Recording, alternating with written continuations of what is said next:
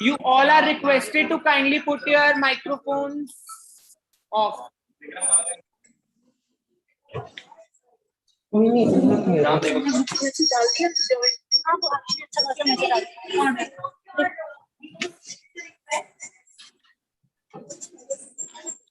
Desire is the key to motivation, but it's determination and commitments to unrelenting pursuit of your goal, a commitment to excellence that will enable you to attain the success you seek.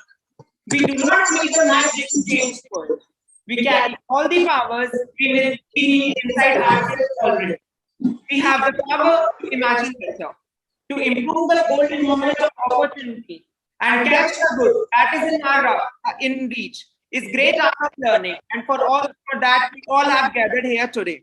A very good morning to our distinguished guest speaker for the day, Dr. S.K. Vashishth Sir, Advisor and Head, International Cooperation, Department of Science and Technology, our Principal Sir, Professor Rajiv Agrawal, respected conveners and co-conveners, faculty members, students, ladies and gentlemen. I, Vikram Sehrawat, Vice President of Synergia, Deshbandhu College, and it's a matter of immense pride to anchor here before all of you on this notable day. On behalf of the Department of Botany, Department of Chemistry, and Department of Zoology, I offer a gracious welcome to you all. It's a holy tradition to worship Goddess Saraswati and Lord Ganesha before any important event. So, before we move forward, let's dedicate our prayers to Lord Ganesha and Ma Saraswati and seek their blessings. And for that, now I would like to call Manika and Alma to invoke the Almighty. Meanwhile, I would request our Honorable Principal Sir and conveners to enlighten the lamp.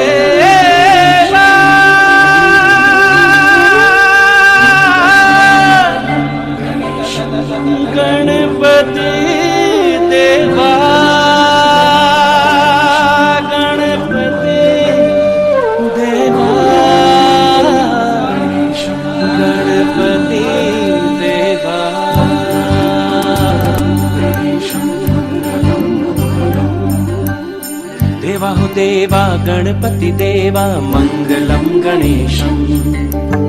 देवा हो देवा गणपति देवा मंगलम गणेशम। देवा हो देवा गणपति देवा मंगलम गणेशम। देवा हो देवा गणपति देवा मंगलम गणेशम। विघ्न विनाशक जन सुखदायक, विघ्न विनाशक जन सुखदायक मंगलम गणेशा। देवा हो देवा गणपति देवा मंगलम गणेशम। मम गम गम गम गसा धद मदद मदद मद मग निनि धनि धनि धनि धम गम धनि सा गम धनि सा गम धनि सा गम धनि सा।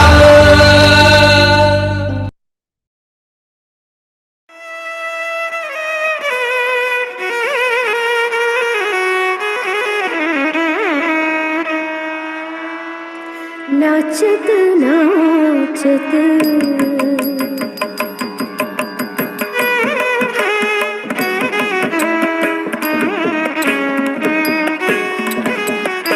नाचत नाचत आई सरस्वती। नाचत नाचत आई सरस्वती। गावत गावत सुमधुर गाना। नाचत नाचत आई सरस्वती। गावत गावत सुमधुर गाना। नाचत नाचत आई सरस्वती। गावत गावत सुमधुर गाना। नाचत नाचत आई Saraswati.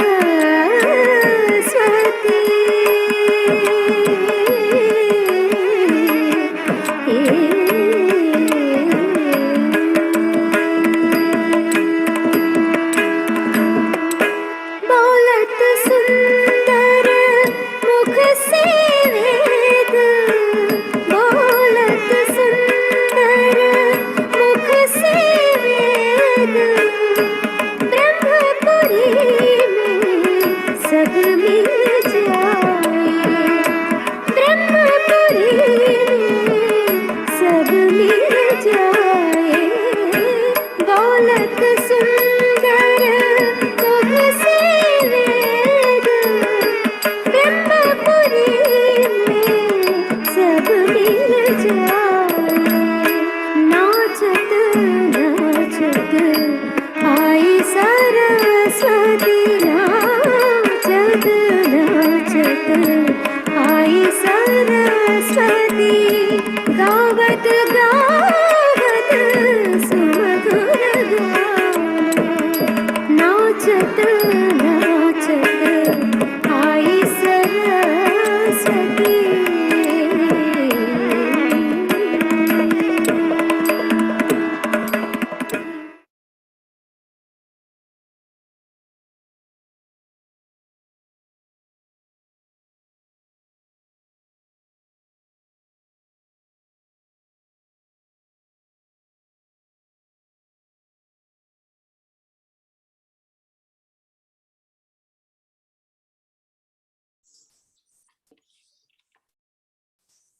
What a gracious performance.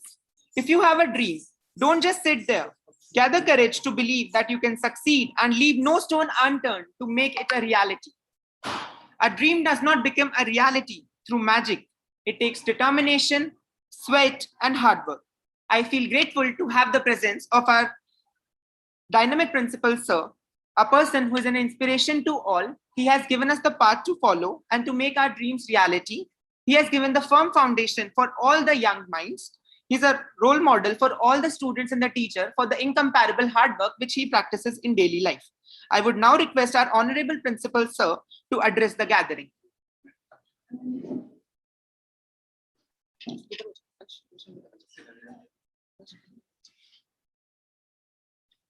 Over to you, sir.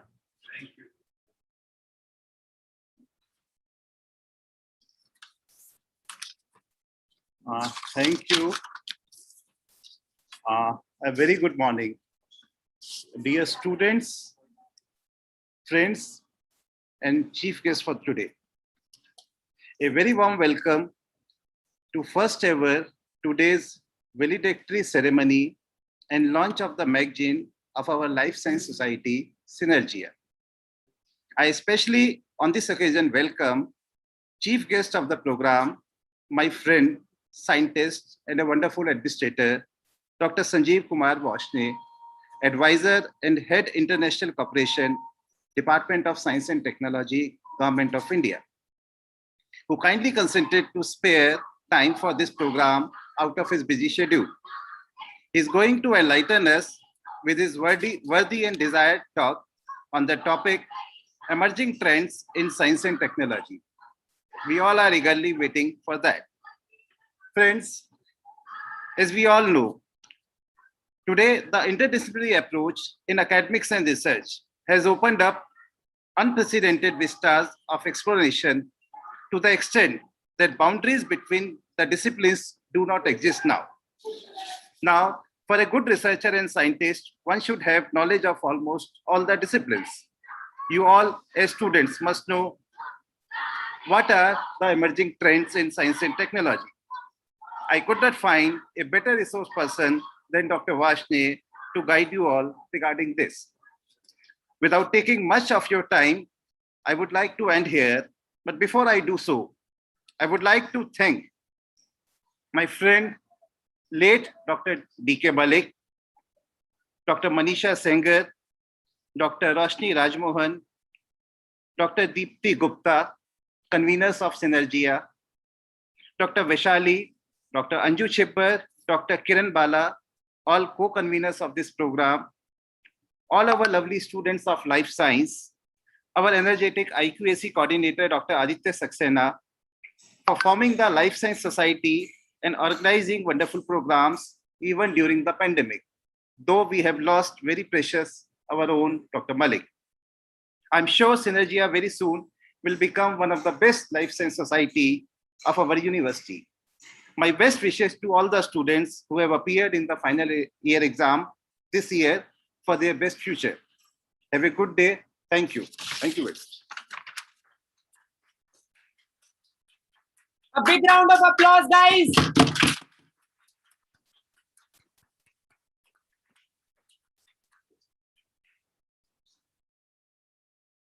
Thank you so much, sir, for your words of wisdom.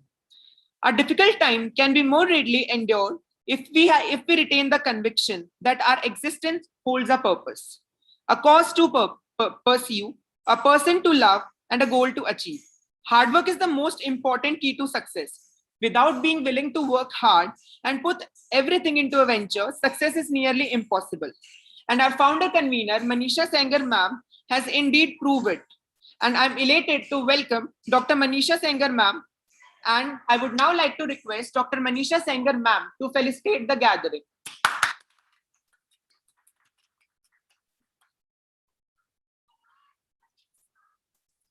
A very good morning to all the valued guests present with us today for this insightful talk. I, Dr. Manisha Sengar, on behalf of our esteemed institution, Deshbandhu College, University of Delhi, extend my sincere gratitude to our eminent speaker, Dr. Sanjeev K. Varshney, Advisor and Head, International Cooperation, Department of Science and Technology, for taking out his precious time and consenting to be our guiding light for today's topic.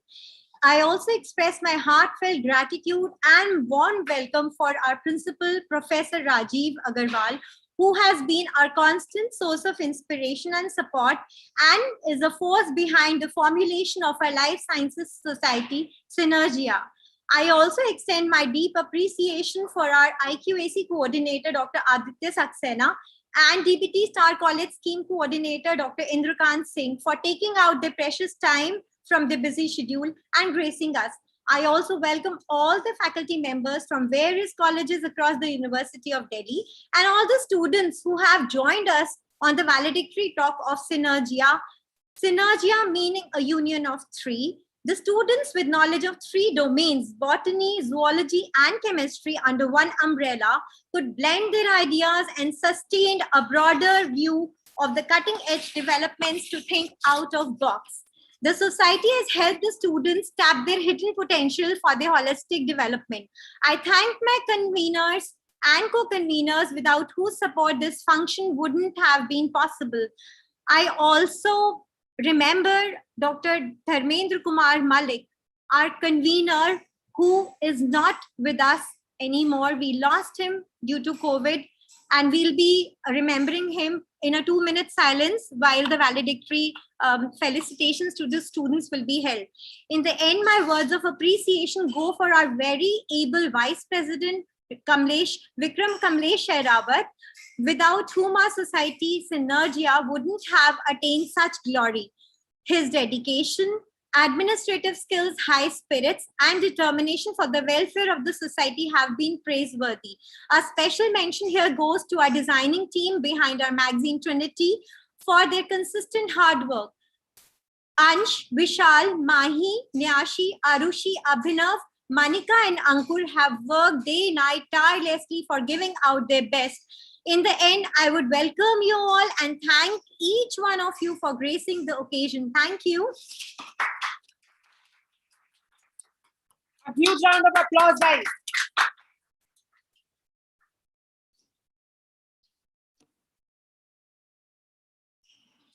When obstacles arise, you change your direction to reach your goal. You do not change your goal. Ladies and gentlemen, now welcome our convener from the Department of Botany, who always motivated us to look on the positive side of the story, Dr. Roshni Rajamohan Mathur ma'am. Ma'am, I would like to take you. Thank you, Vikram. A very good morning to all those present here. And I'm delighted to welcome our chief guest for this very precious occasion, I would say, for the Life Science Society, Dr. S.K. Varshney. Respected Principal Dr. Rajiv Agarwal, the founder convener of Life Science Society, Dr. Manisha Singha, all the conveners, including Dr. Deepti, Dr.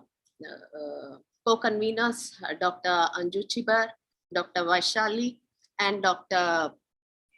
Kiran Bala. So very warm welcome to all present here. I am very delighted to be here as a part of this society, though I had to step in to fill in the vacuum which was left behind by a highly dedicated convener from the Department of Botany, my dear colleague, late Dr. D.K. Malik.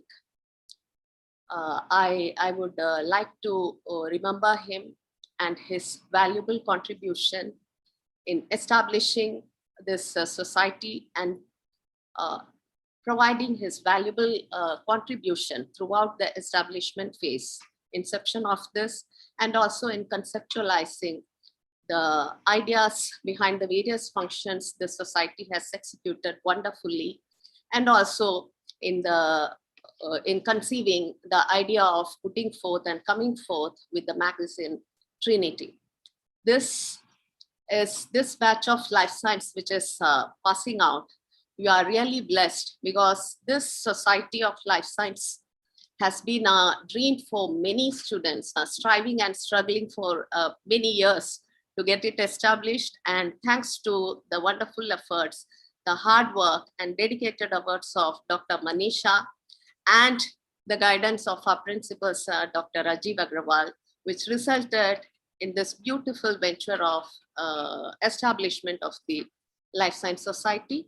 I congratulate all the members, including the office bearers of the society, students, president, all the office bearers, the members who are involved in getting the magazine released today, the hard work put in by the editors, the contribution of all the authors, and also the hard work which has been put in by all the dedicated volunteers who have worked behind in putting forth this very beautiful function. I wish you, the students as well as the society, a wonderful journey ahead. A new beginning this is, and I wish all the success for this society as well as this magazine Trinity to reach great heights. Thank you so much.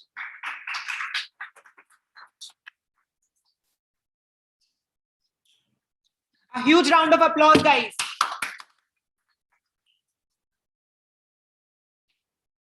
We think mistakenly that success is the result of amount of time we put in at work. Instead, it is the quality of the time we put in. Please welcome our magnificent convener, Dr. Deepti Gupta ma'am from Department of Chemistry.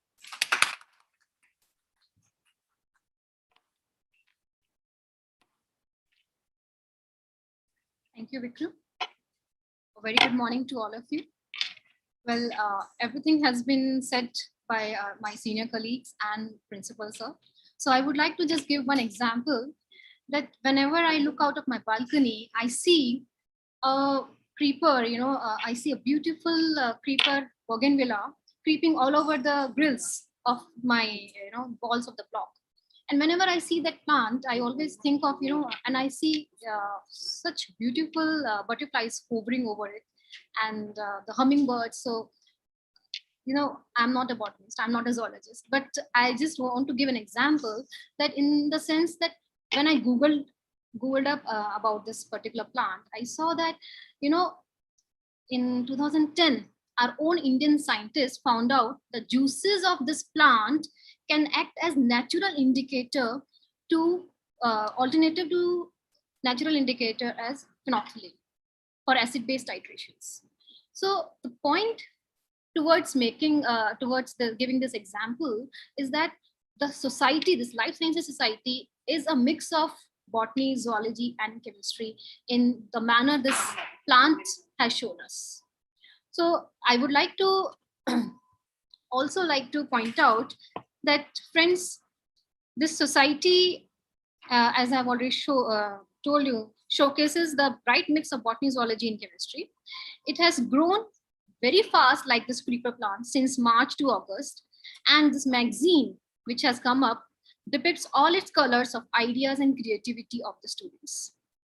This society, the credit of the success of the society goes to our founder convener, ma'am, Dr. Manisha Senggar, ma'am, along with the support of our principal, sir, Dr. Rajiv Agrawal, sir, and IQAC coordinator, Dr. Aditya Saxena, sir.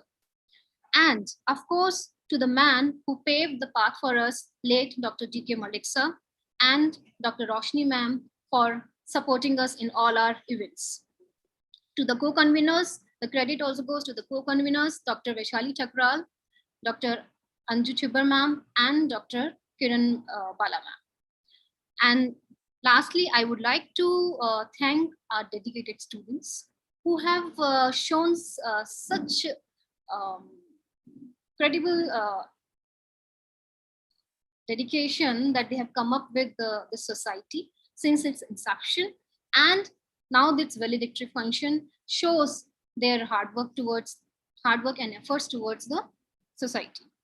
Last but not the least, I would like to thank our outgoing batch of 2020-21. May you blossom just like this plant. Thank you so much.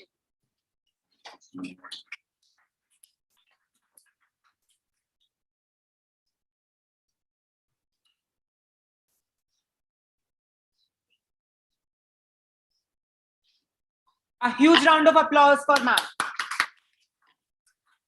Now I would like to take the opportunity to invite Joint Secretary of our society, Arushi Dogra of the Life Science first year, to formally introduce our distinguished chief guest of the day. Over to you, Arushi.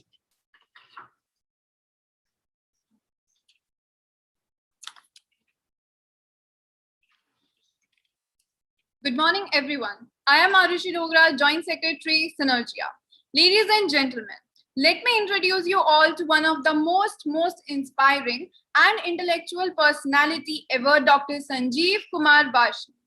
He is leading the International Cooperation Division of the Department of Science and Technology, Government of India. This includes facilitation of scientific cooperation in bilateral, multilateral, and regional mode. He is an Indian co-chair, governing body, Indo-German Science and Technology Center, and Indo-US Endowment Board member to promote industrial R&D from India with Germany and United States. He is member governing councils of the number 1 US India Education Foundation, promoting educational and research cooperation, and second, International Advanced Research Center of Powder Metallurgy, pursuing research in metallurgy. He is board of directors of a private limited company and Global Innovation and Technology Alliance engaged in technology commercialization.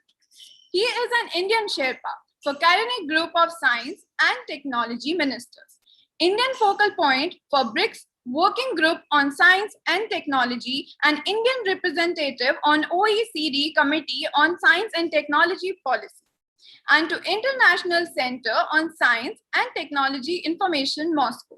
He is member Board of Research Studies in Department of Geology, Aligarh Muslim University.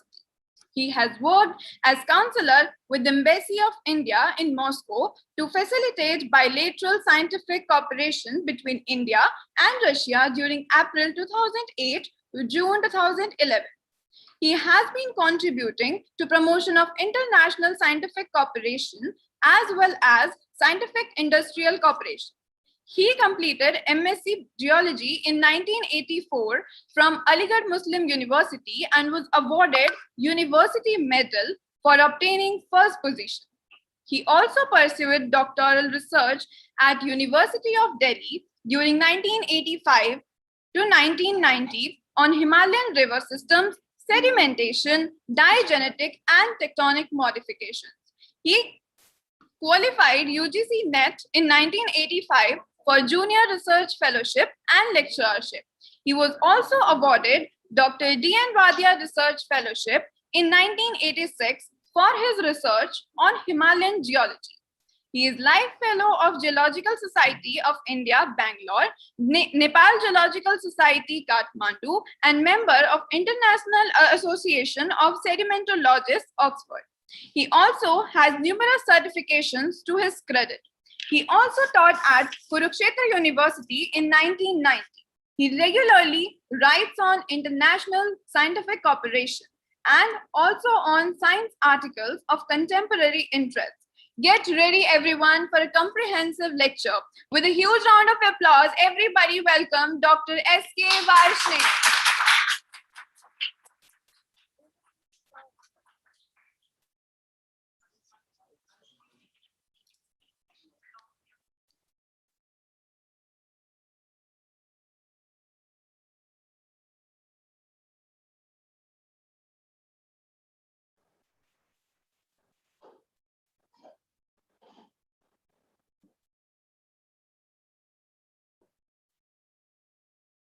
Namaskar, everyone. I'm Sanjeev Varshney. And first of all, I would like to congratulate Deshbandhu College for hosting this society, Synergia. It's a beautiful arrangement wherein you bring in students of 3 streams to work together, and they help us in understanding how science moves. Today, I was told that I would be talking mostly to this member of this Life Science Society, And so I have kept my focus on life sciences. But nevertheless, I would like to say that we are a member of a very, very unique planet called Earth, where life is there. And life is very important, but then there are certain facts which we know. For example, life requires several things. Living persons or plants, they are growing up. For growing up, they need energy, they need food, they excrete, and then they are mutually interdependent on several of things, including respiration system. But biology alone does not control everything. And this is the essence, even my friend Dr. Rajiv Agarwal, the principal, also mentioned, that there are not only biotic factors, but also number of abiotic factors which directly influence life on this planet.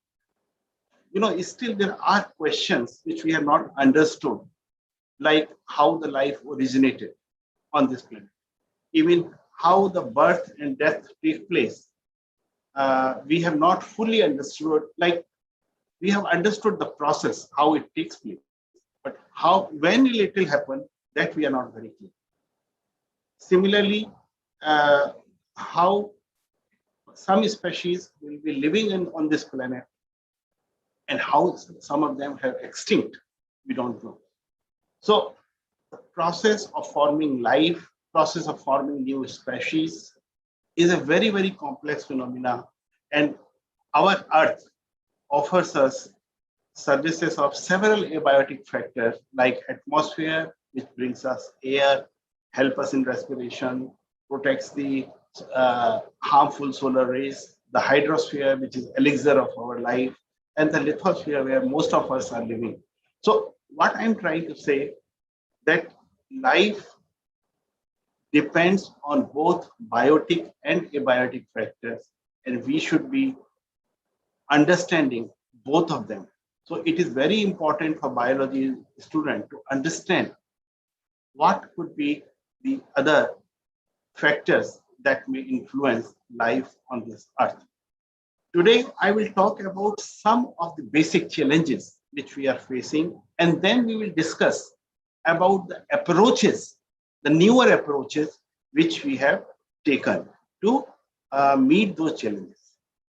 One of the challenge is food. You know, food is the essential thing which all living, whether animal or plants, require for their growth. It's something which we require daily. And it is something which is very essential. And if you don't take food for a certain period, you will have some difficulty. So, world is very unevenly distributed. Some part of the world are having good food, and many part are suffering with bad food or malnutrition or lack of food. On the other hand, one of the simplest thing what we feel is water. But again, the distribution of water is very different. Even in India, for example, on the north side, we have the riverian plains where a lot of rivers are there. But in southern part of the country, there are hard rocks and there are challenges in the ground. But it's not the availability of water alone. It is its composition, its chemical and its biological influences or the pollutants which brings in the water, which makes it more and more challenging. Other challenge is healthcare. Now, healthcare is such an issue that each one of us is quite concerned that all of us should get reasonable Medicare facilities. So we'll discuss about that. What are the things happening? Energy is a constant requirement. And in fact, in several parts of the world, energy is considered as the progress indicator. If you consume more energy, you are more progressive, or more developed. If you consume less energy, then you are less developed. But the debate has started. What are good energy and what are bad? So traditional energy, which have been thermal energy or gas-based energy, are harmful because they not only eat away our resources, natural resources, but also it brings back a lot of pollutants. And fifth challenge, which I am trying to address today, is the environment. Now, environment is very, very critical. And we are living in Delhi, and we know how Delhi winters have been, how difficult it is to live in. The river, which is on our side, Yamuna, is so contaminated, so polluted. How are we going to do it? Are we going to live it? So these are some of the basic challenges. And then we have got number of emerging technologies which are there, which includes artificial intelligence, quantum technologies, nanotechnologies, space research, manufacturing industries, and clean fuel. There could be many more, but what I thought today, that I will pick up some of these technologies and then share with you how we can meet the challenges, the basic challenges which we require to survive on this planet. Now, before I go into the challenges, I just want to give you a picture of people's expectations. Now, when we are working on a problem, when we are working on an issue, there are a lot of load of expectations. You see, we should be careful about the natural system. It should be how environment is going to be there, what are our resources, how ecosystem would be there, what would be the climate things. And then we should be looking about individuals, quality of life, well-being, self-development. We have to see the economy, its production, consumption, employment. And then, of course, we have to see how it meets the society. So what I'm trying to say is, when we are working out solution of any given problem, it looks very, very complex. And there is a requirement that we need to organize ourselves. So we need to have an idea, work with the quality, be creative, develop some business opportunity, innovation, teamwork, strategy, and then we could think of a solution, success, or a reason. Remember, until we define these aspects, we remain jumbled. So we need to correct ourselves, we need to organize ourselves, and that is how we could play a role. But one of the most important thing is the ethics. Now, of course, ethics play a very, very important role, and we need to be very, very clear what we are going to do. I'll discuss it a little later. So now let us come to the challenges. Now, basic challenge is food. And as you know, that we are a country which was known as the agrarian countries. We are supposed to grow food good enough to meet our requirement. But over the period, in the process of urbanization, we have lost two things. We have lost agricultural land, and we have lost people in agriculture. So this remains a challenge which we need to address. Second thing is that we are facing a lot of difficulty in transportation of crop from farm to our table in our home, to our dining table in our home. And there are very, very severe losses. And these losses are of the order of 30%, which is quite huge by any standard. These are quite large. And third thing is, we need to be careful about the packaging, that when we are storing food, how it should be preserved and how it should be transported So these are some of the questions. Now, what are our solutions? Now, this is one of the solution which we call precision agriculture. And now I'll give you a very, very interesting term.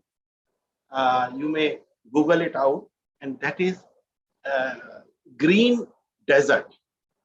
Can desert be green? That's the challenge. That was the challenge which Israel took. And today, Israel is known for its better agriculture management. And this has become possible because of precision agriculture, which employs lot of new technologies, including sensor and remote sensing, precision positioning system, geo-mapping, integrated electronics, variable rate technology, automated steering technology. Now, what is happening? That we need to identify a farmland. We need to know what is the distance we need to keep between various seeds, and then how we should water them. Okay. Now, in India, what is happening that most of the fresh water is being used for irrigation purposes, nearly 30 to 40% the water, which is quite large. And we could save a lot of water because entire farmland does not need water. Water is required only at the point where your seeds are. So for this, the combinations of various technologies, we have come up that if we could do the mapping of the farmland, we know where we have placed our seeds, and that is where germination is required. And if we could water them, we could expose them to the sun, we could bring in more and more results to this. So this is what I'm trying, as we started. So agriculture is not alone of biology. So there are several interferences, several applications which bring in from different sciences. So as a biologist, you should be aware of the opportunities which are available in different branches of sciences and how you could apply them. The next issue is crop water budgeting. You know, we know that for different kind of crops, we require different kind of water. For example, for tea crop, we require very heavy water, but to stay for a smaller duration. So that is why we grow tea mostly on the mountain slopes or hill slopes. For paddy, we require a lot of standing water. But what is happening over the period? Farmers have realized where can they make more money. So in that process, they have gone more for cash crops rather than regular crops. And this has disturbed the water balance. Ideal example is Punjab. Punjab was typically known as wheat producing state. And they have shifted to paddy, which requires a lot of water. Now, what has happened that because they have overdrawn water from the system, lot of groundwater level in Punjab has gone deep down, and now a lot of diseases have come. So we need to be very clear when we are going for this water budgeting that what are things we require, and if we grow our crops depending upon the agroclimatic zone we are in, the kind of rainfall or other water possibility what we have got, and should we provide them short-term water, long-term water. So we need to do this water budgeting, and we should assess risk associated with high water consuming crops because they eventually let us down. Then, because of urbanization, our land is decreasing, agricultural land is decreasing. But on the other hand, our population is increasing. So we need to constantly work on improving the agricultural yield. So we have to see what are the technologies, what are the methods through which we could improve the yield. And it's not only yield, but also the nutrient. There are two kinds of nutrient, one for the plant and one for the crop which human are going to consume. So we need to put a lot of efforts in studying the soil composition, the soil nutrition, and then what are the supplements we need to give so that we could bring in a healthy plant and which could give us fruits or crops or grains which could be more nutritious. Then there is a debate on the genetically modified. So this is another kind of food, and why we are doing is we are doing it to increase yield, to increase nutrition, to improve the flavor. So these were the purpose for which genetically modified crops were brought in. But then there is a lot of social resistance.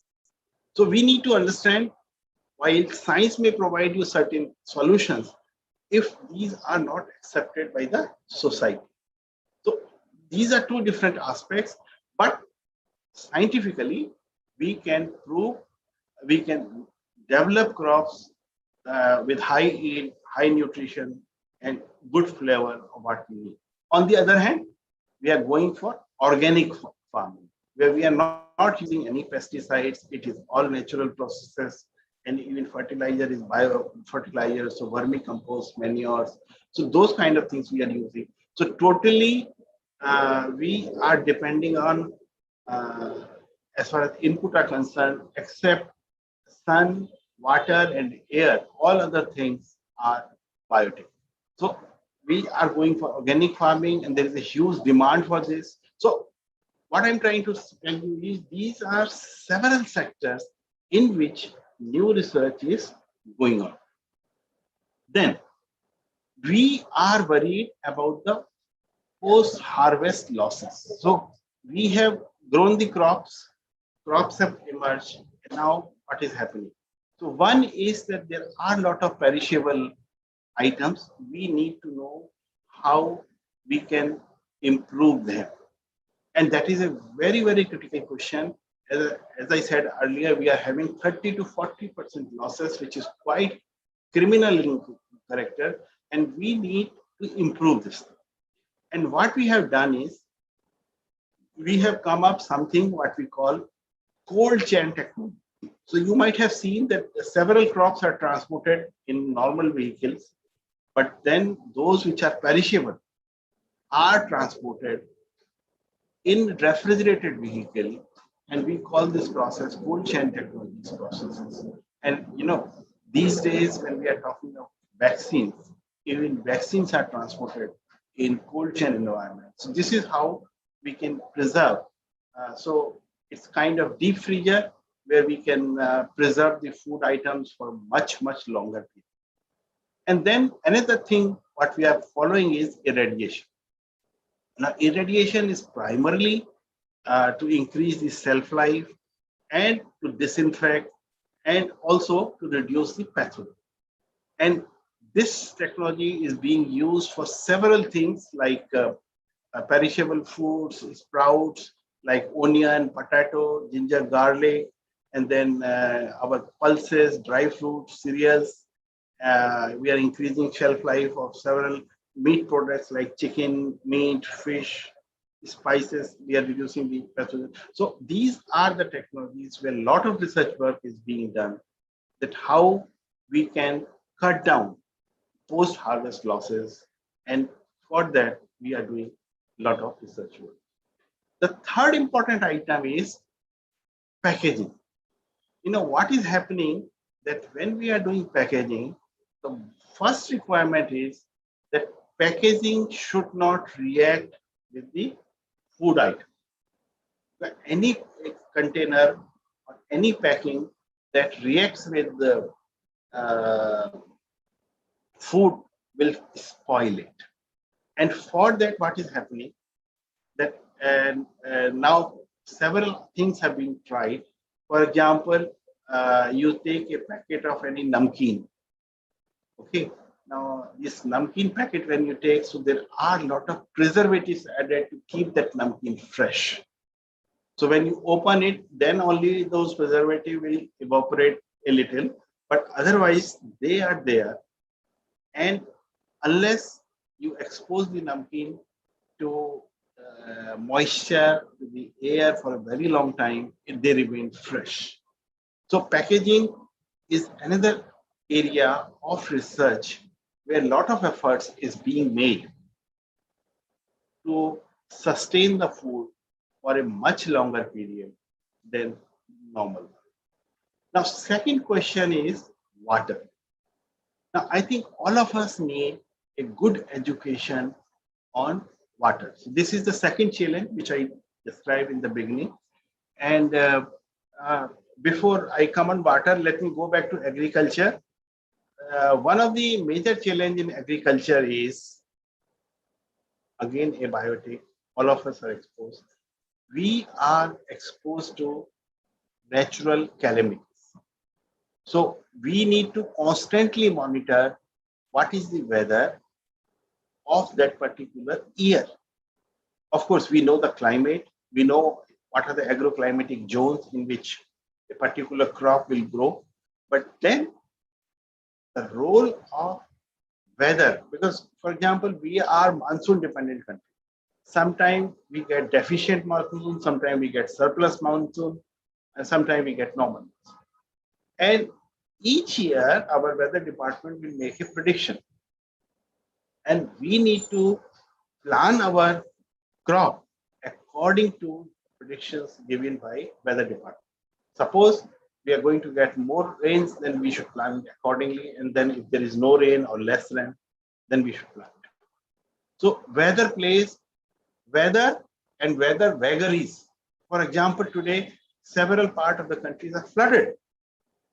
Some part of the country are being affected by landslides. So it impacts on the overall agriculture. And we need to understand how we can protect it. So these are some of the abiotic factors which as a biologist you must take care. And second thing is water education. Now, why I'm saying education? Because still many of us do not know how to make optimal use of the water. Something that could be done by a mug of water, we are using buckets. So be it our brushing habit, be it our shaving habit, be it our bathing habits, or be it our washing the clothes or utensils. But this is not all. We are using a lot of water in our agriculture, in our industries, and it is kind of unmonitored. Remember, we have got very little water. Earth has got 70% water, but out of those 70%, only 3% is fresh water. And if you see the fresh water, out of that 3%, nearly 80% water is in the form of glacier or in permafrost. So only 20% of the fresh water is available to us through rivers, through rains, and we need to make good use of it. And if we are wasting water, so what I feel that each one of us must be very conscious on the use of water, and if possible, we should educate others on the water utilization. So now the first slide I have shown is the water. So we are getting water from the tap, but then there are several processes behind that. And remember, there are two different kind of challenges we are facing. One is availability of water at a particular location. And secondly, making it sure it is potable. So what is happening in several of our places, water is polluted. And those pollutants are mixing up. And even sometimes we are adding up. For example, the water which we use after our utilization, it becomes contaminated. Some of us is ill taking medicines. So when we excrete, it mixes with the water and the chemicals of the drugs which we have taken, that goes. We are using cosmetics. We are washing our face. So cosmetic also go. So it's not only the soap, but several other things which we are adding in the water. So we are working a lot, number one, on supply of water. We are working on making water safe water, and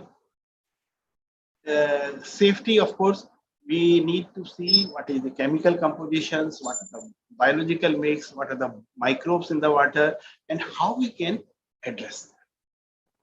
Okay, and several pockets of the country have been identified if they are arsenic rich, fluoride rich, or some other pollutants are there. But it's not on. This is an ever-going exercise, because if we see a river in our neighborhood which is turned virtually black, Yamuna, we realize that the kind of pollution which is being added include industrial effluents, it includes household wastage, it includes several things. And then we need to correct. Now, I would invite you to go to Barapula drain. Before it mixes with the Yamuna, there are some biological interventions. So we have planted crops over there in the drain, which absorbs most of the pollutant by themselves. So we need to identify plants which can absorb pollutants so that least amount of pollutant goes to the river. So this is a sample project which we have done. So near Barapula, there is a clock near Sarai Kalikha. So if you go behind that, then you will find a project being done, and it's quite interesting. And immediately after this water is how to treat wastewater. Because, you know, we get wastewater after the use which we have done. So I have brushed my teeth, water has gone down the sink, but where ultimately it is going. So we get a lot of wastewater from hospitals, from homes, from factories, and we need to constantly work on that. Okay, we need to define what kind of water we are getting and what are the corrections required, how it could happen through the process of sedimentation, what are the chemical intervention we need to do, and if required, some biological interventions, so that we could recycle that. You know, water is limited. We need to recycle it. If we don't recycle it, then the way our number is growing, we may not have water enough for generation next. Third thing is, when we are processing water, and this I have taken a picture of a desalination plant. For example, Lakshadweep. Now, Lakshadweep from all around has sea. So their basic resource for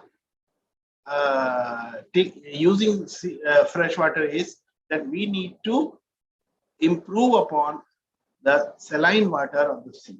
So we are going for desalination. Now, desalination it's not only a process, but also it costs a lot of energy.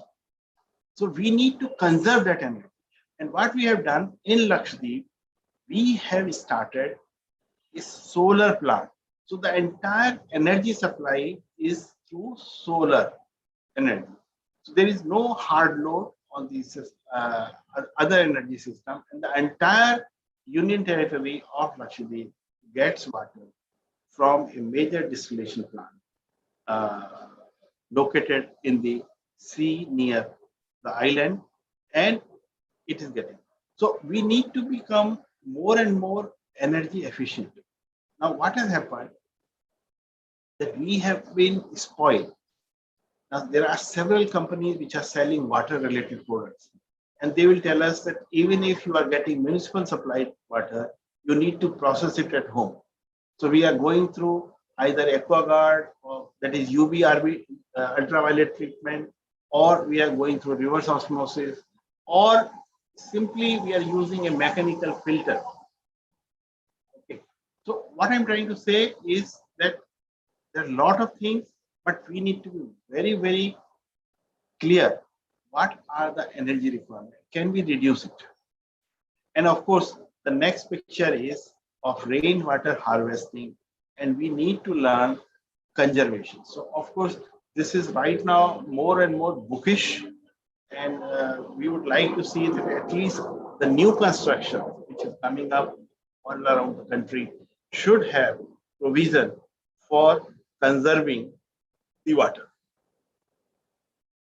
Now coming to the field of energy, which is another challenge. India is one of the energy deficient country, and we are trying all kinds of energy to be brought in our place.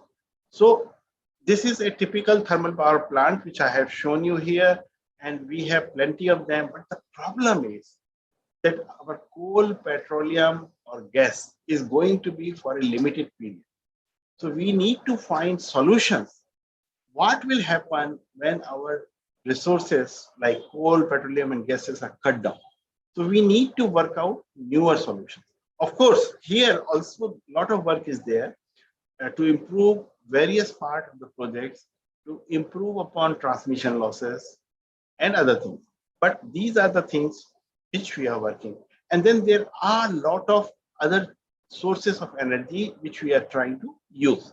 So primary is this hydro energy, which is just next to our thermal energy, which we are using. Then we have got nuclear energy. Now there is a huge debate in our country. Should we go for nuclear, for expansion of nuclear plant or not? Again, there are a lot of social changes, and because of which we have not grown number of nuclear energy plants in the country, although it was intended.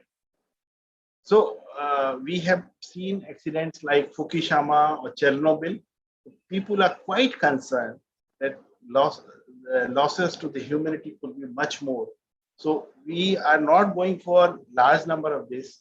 Otherwise, India would have been energy surplus country if we had gone for this operation. So now we have shifted our focus on 3 other energy. The major one is solar energy.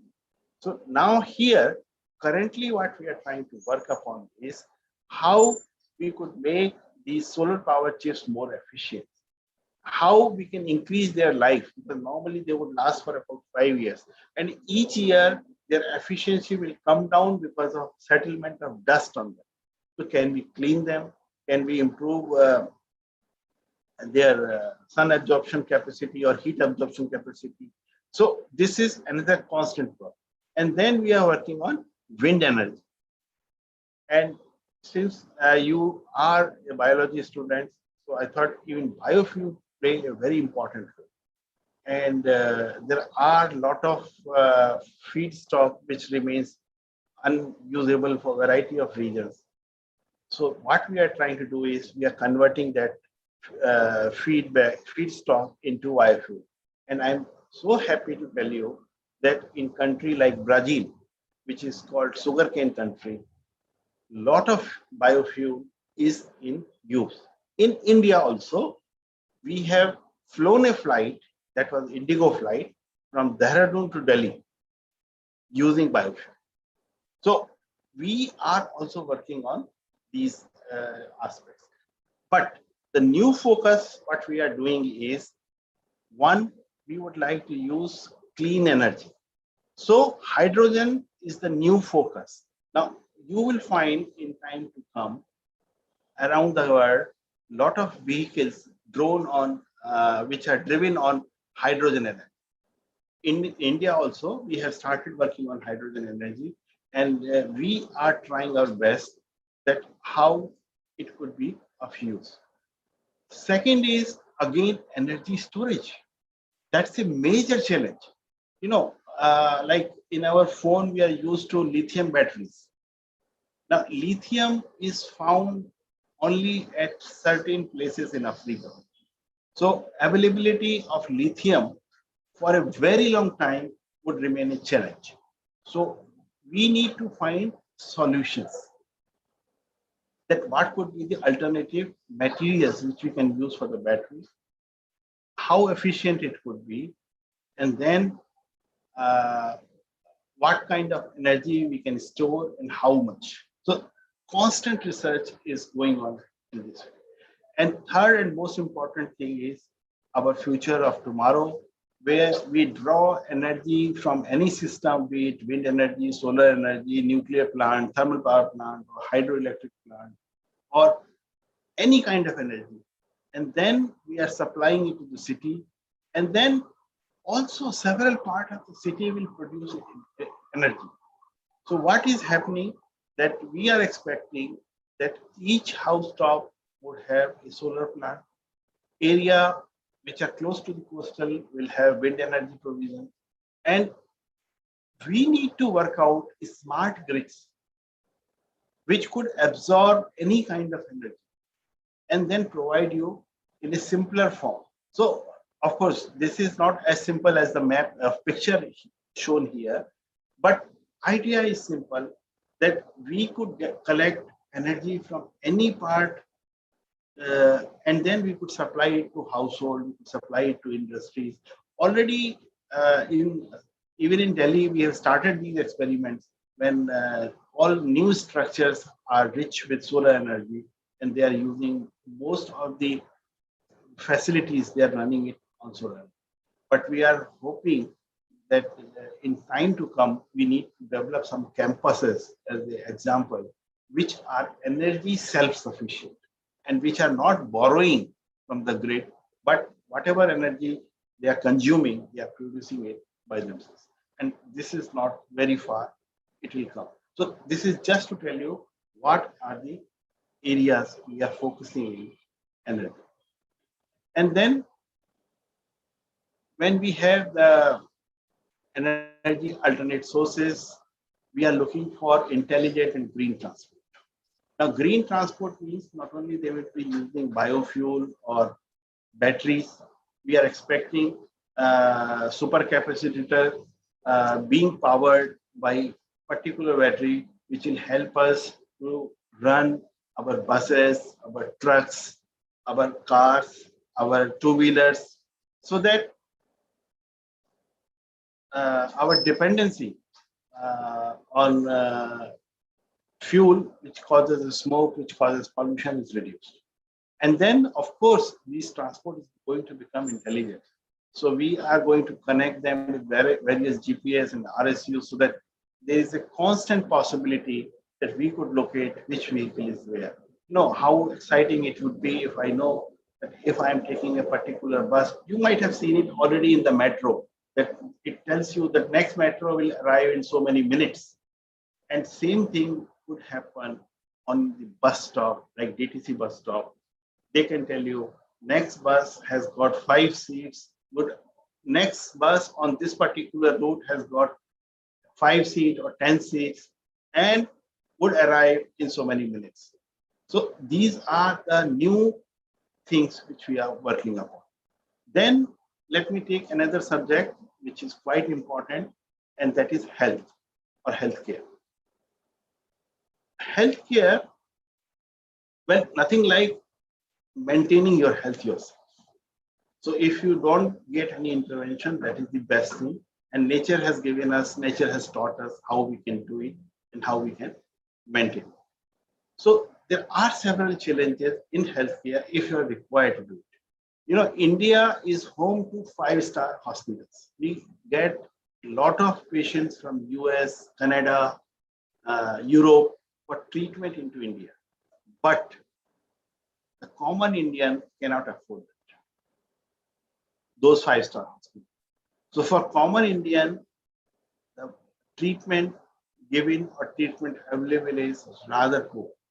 So what we are constantly looking for is if we could make treatment affordable. I'm sorry to learn that during the current pandemic also so many families lost because they didn't have money to support, money to get their family members examined and treated by the doctors because they didn't have money. So is it the price we have to pay? So we are constantly working on reducing the cost of drug development and treatment. So that is another. On the other hand, we have realized that this is the time when we can go for personalized medicine. Now, personalized medicine means, each one of us is different, and something you may like, I may not like. So same happens with the medicines also, that some medicine will suit someone, but same medicine would become allergic to some other person. So what is happening, that based on several records, which I'll come to a little later on artificial intelligence, based on several data sets, we work out that if this is your history, you have been problem with such and such disease, chemical compositions, molecules, medicines, then in future you can go for such and such medicines. So now it is something like your personalized advertisement. When you open internet, you type anything on Google, I am going to Agra. Within 2 minutes, you will find on your screen lot of advertisement related to Agra, offering their hotel, offering taxi service, offering touristic services, whatnot. Because Google is sensing what you are writing, and immediately thereafter, it will start giving you personalized advertisement.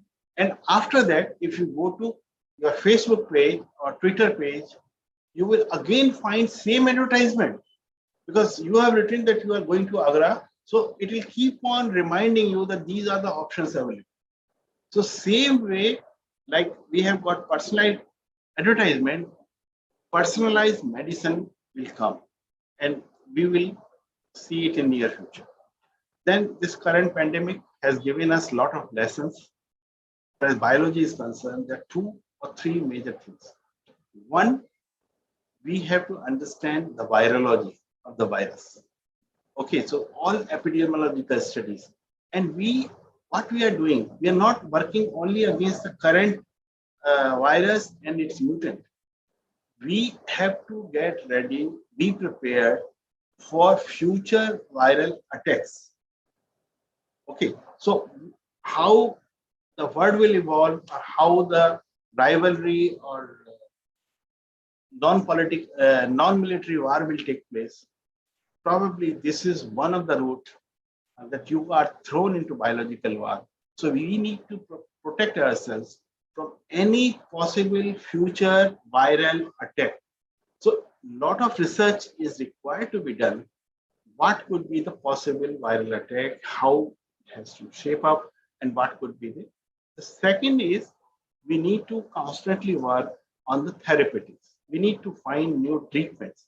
So we started with the repurposing of drugs. So for example, when the pandemic arrived, nobody was prepared. We started working with medicines which were given for pneumonia, which was given for malaria, several other diseases. We tried tuberculosis, if that could affect. So we repurposed, but simultaneously we worked upon possible protection. So now, as you know, that we have developed vaccines. Not only us, but several countries in the world have developed vaccines. And we are so happy to share that we have the highest number in terms of vaccination of the individuals. Although in terms of percentage, this is not sufficient. We have just vaccinated 40% of our population by first dose, and only 20% by both doses. And still we are working if we require any booster. So these are the opportunities the current pandemic has thrown. But what we need to work upon in time to come, how the new drug development will take place. And then artificial intelligence. Of course, I'll discuss about artificial intelligence separately also. But here what I have tried to project to you how artificial intelligence is important for healthcare. So there are not only devices, but also imaging and lot of genetic research, drug discovery. So a lot of things are based. So unless you study mathematics, unless you study those dynamics of repetition, multiplication, computation, analytics, your research in healthcare will. So as a biologist, you should have a good background of what is happening in other sectors of the healthcare. And then robotics. The robotics also plays a very, very important role. So this is a combination of artificial intelligence and mechanical engineering. And most sensitive surgeries these days are being performed by the robots, not by the doctors, because it requires very, very precise incursion. So for that, we are going through this.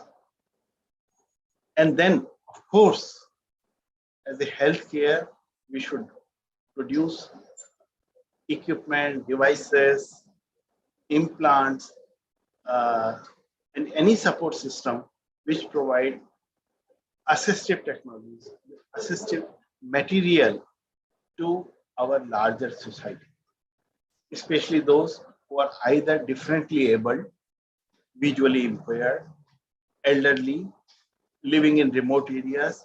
So we need to constantly work on it. And it requires, as you can see, it is a mixture of different sciences, and people from different walk of life are coming in and improving upon. Now, I will tell you the recent examples. For example, wheelchair. Now, wheelchair, our concept was originally the patient could sit on the wheel and we can move the wheel from one place to the other. Then we had the motored wheelchair, so through which the fellow could move from one place to another. Now we have developed wheelchair which could climb up the stairs or come down. So there is a constant innovation, constant improvement in whatever we are doing. Now remember, when you are doing biology, two things are very important. One is biosafety and one is bioethics. Current pandemic, I don't know if it is a gift of biosafety failure or it's a designed one. That could be debated. But suppose if it is a result of biosafety failure, then we need to become more and more clear in our approach. And then we need to classify that what are the low risk microbes, what are the high risk microbes. And safety is very, very important. As far as ethics is concerned, we discussed about earlier life and death, which is still not fully understood. And then there are a lot of requirements or desire, let me say, not requirement, desire, that if we could reproduce the human being, we could clone it. We have already done it with the sheep. We have already done with buffaloes, cows. Can we reproduce the human embryo? That is something. And why they are asking? Because if any of your organ get a disease, then probably with the help of your embryo clone, you could correct it. But how much that would be correct, we don't know. Okay, so a lot of ethics plays. Similarly, if you are on a deathbed, you are struggling with a disease, and doctor says, sorry, I can't improve you. I have virtually given up. Should you die? So euthanasia death is a demand. But again, ethics play a role. Should we allow, should we not allow? And then there are simpler things like genetic engineering, organic transplants, stem cells. So ethics plays a very, very important role in both biology and medicine, and we need to take into account. The other thing, especially in the pharma sector, is of how research could be done. Should it be done in a protected environment so that you can make profit, or it could be done in open source and we could share the profit? Or there is no profit, but it is provided to the society at low cost. So, for example, in the current pandemic, certain countries have developed vaccine and they are now having protected it with the patent. Whereas there are a lot of poor countries which cannot pay to those companies, but are looking for those vaccines. So India is arguing at WTO that it should be made free of patent so that anybody can reproduce. Right now, debate is on. We don't know what will happen. We will be able to get it free in case of this humanity. The large number of global population has still not got it. But on the other hand, there is pharma industry which is looking constantly to make money out of this. So they would not like it to be patent free. Another example of open source is the research on tuberculosis. Now, tuberculosis is called disease of the poor. And a lot of rich countries which are not having this problem, they are not investing any money into research of such disease. So what we have done, we have gone for an open source platform and we are working on tuberculosis research in the open source environment so that the medicines, the molecule, whatever is developed, converted into medicine is available to a larger number of people. Another challenge before us is environment. I think for people living in this city, I need not to explain the importance of it. This shows only the air pollution, but we have got pollution in our water, in our soil, and everywhere.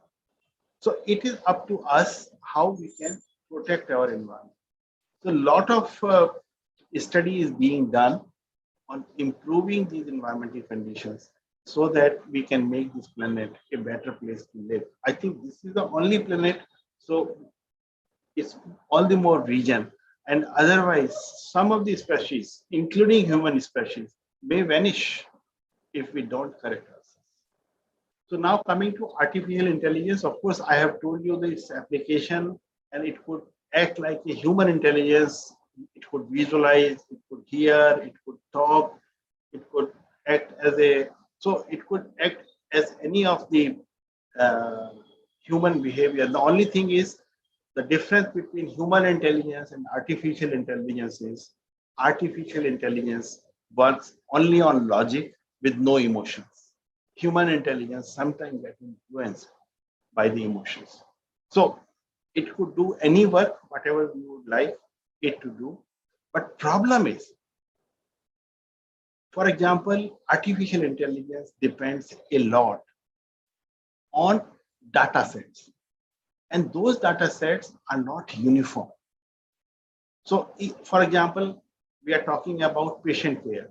So if you go to hospital X, then they maintain data set in a different order than the hospital Y, than the hospital Z. So we need to standardize those things. And also we need to make sure that the skill set which is available is of the same aptitude. So we need to train them, we need to harmonize the data, and more data, the artificial intelligence would be more and more helpful. I'll give you another example. For example, all of you might have seen the train booking system. So how the seats are allotted in the train. So the fellow who books the first ticket will get a seat, assuming all bogies are from the same destination, like Delhi to Chennai. So all bogies are for the Delhi to Chennai. So system will first allot first ticketing fellow a seat in the central bogie, then in the first bogie, then in the last bogie. It has to continuously balance the load in the train. But the human intelligence says that when the train arrives on the platform, everybody will rush in whatever compartment to get a seat, which is not correct. And sometimes some of the bogies are overcrowded, and which is not good for a healthy transport system. So that is the difference between artificial intelligence and human intelligence. The new thing which we are going to get is quantum technology. Now, this is one step further. So what our computers could not do, quantum technology will do. So this is more precise. So even like imaging or sensing, it is several times faster than our supercomputers. So for this, of course, a lot of research is being done that how we will do it, but we are in a good positions already. A lot of work has been done on, we have identified quantum materials, sensors, and software. So all these things are being happening, and we will see a lot of use of quantum technology in recent time to come. Then, of course, we are talking about clean fuels. So clean fuel, already we have discussed about biofuel. We are looking for batteries, that also we have discussed. Hydrogen fuel is another thing which we are looking for. And idea is that it should not pollute the environment. So that's the basic task which we are doing. And we are hoping to do a lot of research on development of cleaner fuels, making it more efficient and making it available to our society. Then one of the new things which we are developing is improvement in the manufacturing. So we have come from traditional manufacturing to mechanized manufacturing. Now we are talking about additive manufacturing or three-dimensional manufacturing. And even body parts could be reproduced. So like artificial heart, valve, artificial lungs, you can produce it with such technology, and which are already in market. Such products are already in the market. So if a human organ gets failed, you could replace it with an artificially produced organ, which could act as well. So while you can identify a design, feed into the system that this is what I am looking for, then you provide the system the material, what you would like it to use, and it can produce a product of your requirements. Then on the other hand, we are having another branch, which is nanotechnology. I think nanotechnology is one of the most underrated science, and we have heard more about it in last 20 years or so, but we have been practicing it for very, very long. For example, each one of you would have enjoyed chutneys made at home or kajal made at home. This is all nanotechnology, and this we have been doing for ages. Our Vaidyas, they were not giving us medicine just like that. They were grading it at the nanoscale before giving us. So the concepts of nanotechnologies were being practiced in India for very, very long. Of course, now at that time we have not documented that, validated, scientifically validated. That is a question mark. But they were in practice. Now, of course, there is a lot of focus on nanotechnological approach, especially for drug delivery. Like if a particular part of the body is having certain problem, they require certain proteins, certain drugs. So how nanotechnology could help? So not only nanomaterials, but nano devices are there in the market. And I'm so happy to tell you that in terms of scientific research output, India is globally number 3 in terms of nanotechnology research. So a lot of focus is being given on it. And then let me talk about the space technology, where India is a global leader. We are launching satellite even for America or several other European and developed countries. And we have got a record that in one of the launch, we launched 100 vehicles, 100 satellite, more than 100 satellite, 104 to be precise, in one go.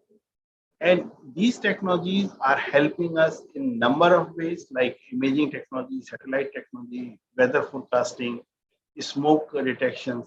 So how it is helping us? So when you are studying it as a biology student, so you would realize that how the satellite images help you in seeing the overall picture of a bigger area. And then you could plan how things would be done. And then there is a lot of research also on human behavior in outer space. That is a new thing. So if there is a life outside Earth, of course, we are not very sure, but we are exploring that.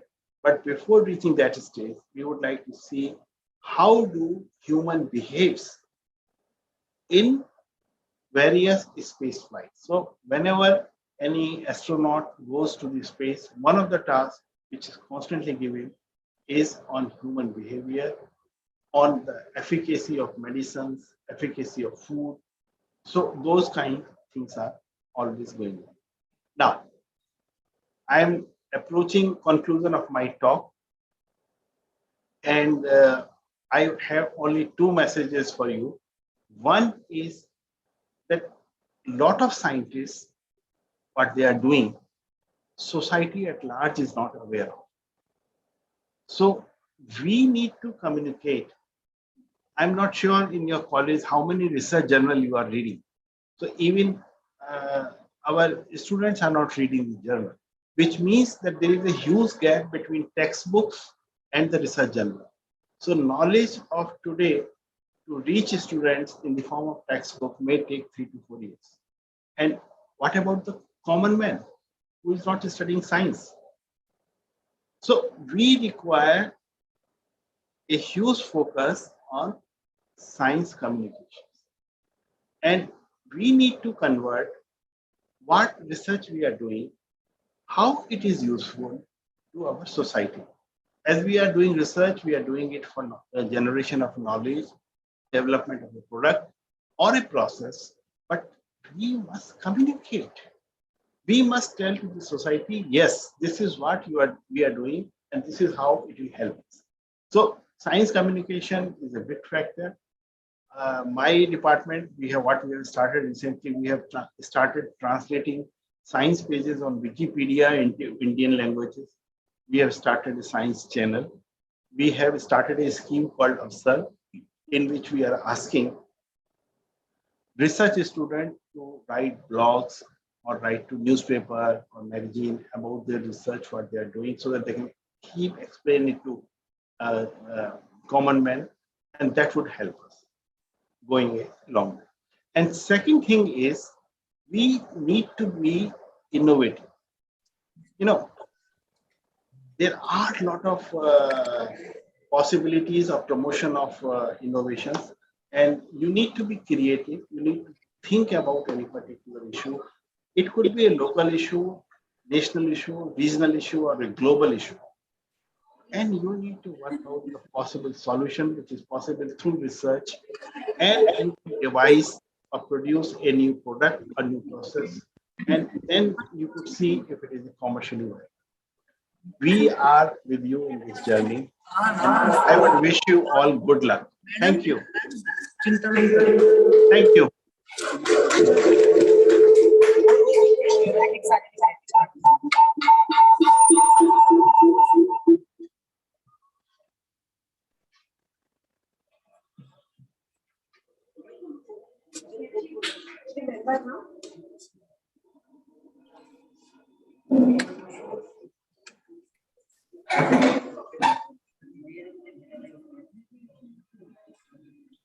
Thank you, sir, for enlightening and informative talk. It was comprehensive and insightful. There was so much to learn and explore. We feel immense pleasure to have got a chance to listen to such inspiring words from you. We take honor in expressing our gratitude to you for gracing our event.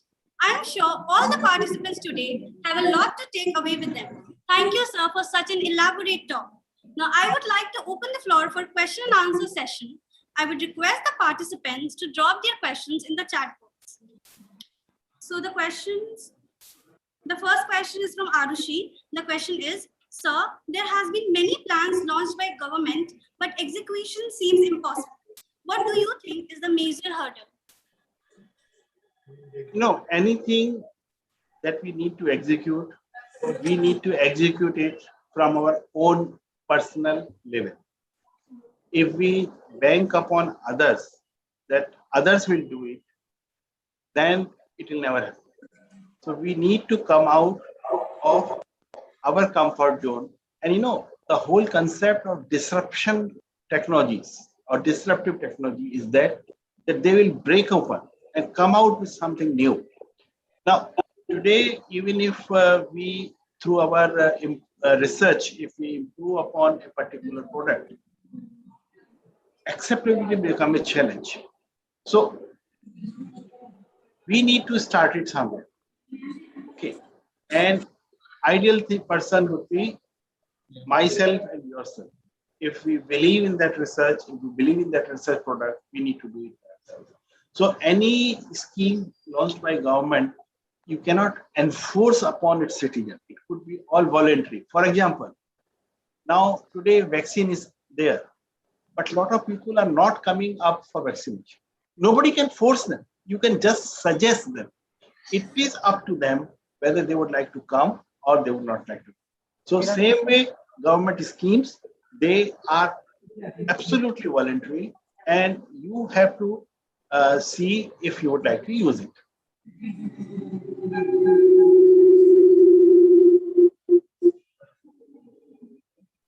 The next question is from Sonika. How technology can improve the healthcare in India? I'm sorry, your voice was breaking. Can you repeat the question? I'm sorry, your voice was breaking. I couldn't listen to the question. Can you repeat it? Yes, sir. The question is, how technology can improve the healthcare in India? Oh, yes. We have discussed about this. So one of the major players we use artificial intelligence, and we showed you that what are the different senses. What is happening, for example, if you are living in a remote location where there is no hospital, and now we have developed a process that if you can get X-ray through your phone. So we have launched a portal called X-Ray Setu. This is the advantage of modern technology. Now, teleconsultation, telemedicine was already in practice, where you could consult a senior doctor and all execution or procedures could be done by a younger chip or less experienced chip. So now quantum technologies are coming, which are again going to play a very, very useful role in healthcare. So all those new technologies which are coming up, not only they are targeting development of new drugs or new molecules, new vaccines, but they are also in the process of simplifying the treatment by non-invasive products so that your body is not touched and we could do it from a distance and all diagnostics could be taken care of. Only for treatment, whether you need to take medicines either orally or in injectable forms, or you require surgery, then only a patient should be touched. But otherwise, all diagnostics in time to come would be non-invasive. Thank you.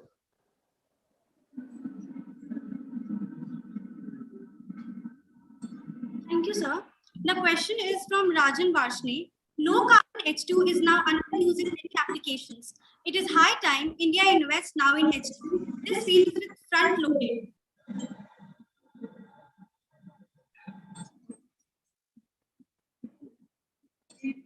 I'm sorry, actually, your voice system is somehow not very clear. Can you, yeah, what time this question was posted? If I can see the chat box.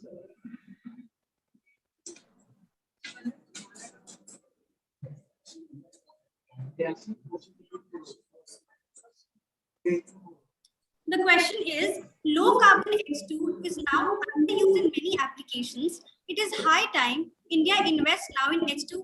This field is with front loaded. Oh, yes, we are quite worried about it. India has signed Kyoto Declaration. Are absolutely concerned about the carbon release. So, carbon footprints are being mapped, and we are cautious about the future technologies for these purposes.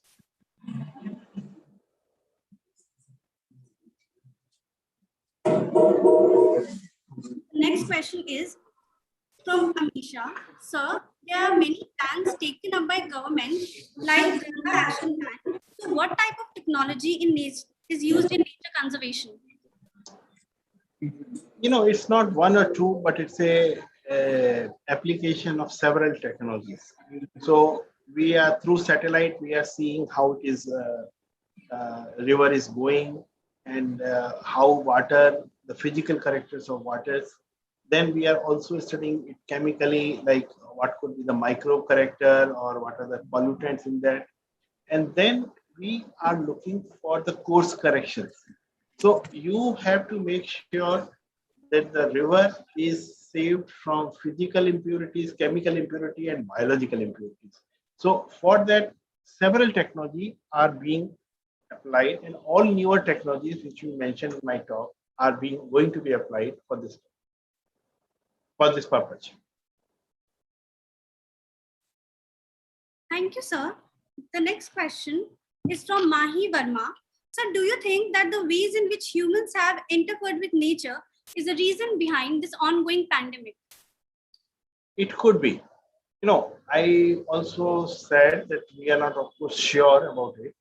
If it was an accident, so biosafety norms are violated, and we got this pandemic because of that, or it was from one of the mammals, the bat, which has caused it. But if we are not careful, such incidents may rise. And what we are worried for is the biological warfare. It could be one of them. So I hope, I'm not sure how many of you may remember, but probably your faculty may remember. The last we have BioBar, it was very, very small. We had plague in Surat. And of course, it was highly localized. It could not spread beyond Surat, and we could contain it. But it caused a huge disruption. And today, when we are in the COVID time, we realize that what are the different kind of restrictions. We can't sit together, we can't crowd, we can't travel. So all those kind of issues are being faced.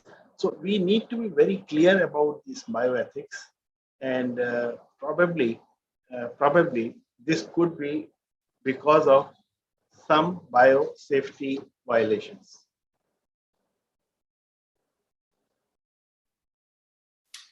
Thank you, sir. The next question is from Shashank Shekhar. Sir, nanotechnology is so much in use for therapeutics in case of cancer especially. Where do we stand against the COVID diagnosis and treatment? Can we expect the upcoming nano vaccine? You know, most of the research which we are doing, there are two kind of researches which we are doing. One is again a known target, and second is against unknown target. So COVID was virtually unknown until it arrived. So we took time, and even today you will see that vaccines which are being administered are not certified for use. Only emergency use authorization has been given, which means that proper biological, clinical, or medical procedures have not been completed. Okay, so that is a very serious issue, and world over there is a lot of concern that if we are going to use future medicine as emergency use authorization. So as far as COVID vaccine is concerned, there is a role of nanotechnology in that also, and we are targeting how it could be delivered and to the affected organs inside the body. But still, we have not understood the COVID disease fully. And I have heard several cases where people who got symptomatically recovered got either cardiac shock or some lung infection or some other kind of disease 7 to 8 days after returning from hospital. So we need to understand the disease, and obviously nanotechnology will play a very critical role in time to come for its improvement or for its further development of therapies, molecules, drugs, or vaccines. Thank you very much, sir, for answering all the queries so patiently. It would be a great pleasure for us to listen to you again at our future events. Now, I would like to call our President, Mr. Akash Kumar Sahani, and Vice President, Mr. Vikram Shehrawat, to present the annual report. Thank you.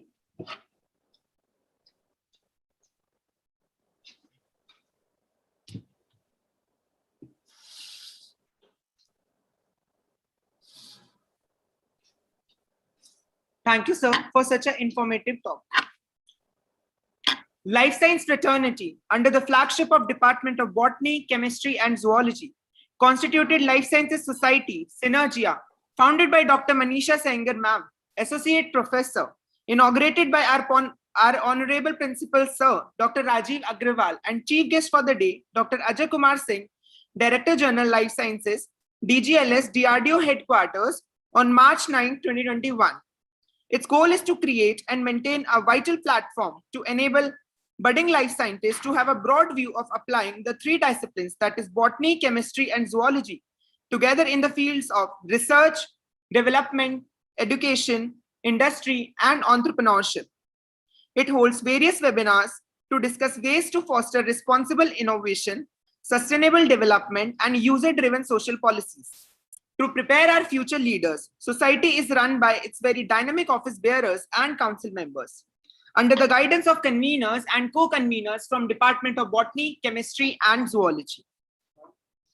Students are also exposed to a wide variety of text and lots of interactive content, from articles, poems, and scientific paper to non-fiction like puzzles, nature photography, etc., with the help of its annual magazine, Trinity, which offers an abundance of high-interest content to support the academic as well as non-academic curriculum. Society is equally active in organizing co-curricular activities like logo designing competition, scientific paper presentation, poster making, logo designing, etc., in order to prepare our future leaders and serve the country and the world with their best possible potentials. Now, I would request our President, Mr. Akash Kumar Sahani, to take the event further.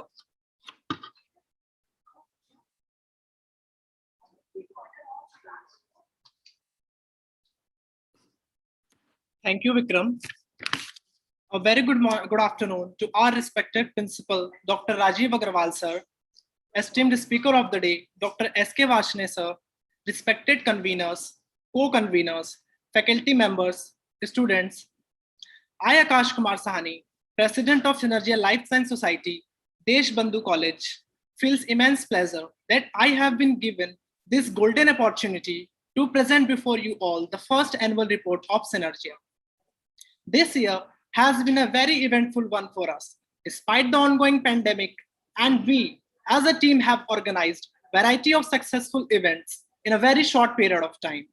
It has taken hard work, commitment, and dedication to successfully conduct these events. So let's begin.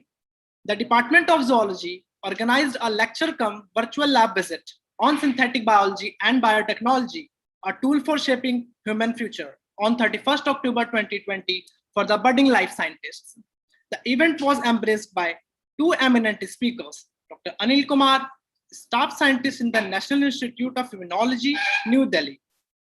Sir delivered the talk on Towards Understanding the Gut Microbe, and Dr. Jogeshwar S. Purohit, Assistant Professor, Cluster Innovation Center, University of Delhi, who delivered his thoughts about designing living systems. Thereafter, a virtual lab visit was conducted under the supervision of PhD research scholar Ms. Nishu Dalal, National Institute of Immunology. The event introduced the students to basic laboratory skills required in biotechnology and was a very fruitful one for the attendees. Another important event was organized by Biodiversity Club, Department of Zoology, which was a virtual field visit to Aravali Biodiversity Park for the student of life sciences. The guest speaker of the visit, Dr. M. Shah Hussain, scientist in charge, Aravali Biodiversity Park, then delivered the talk. Thereafter, Dr. Balvinder, scientist, Aravali Biodiversity Park, took the audience on a virtual field trip with the help of video of the park.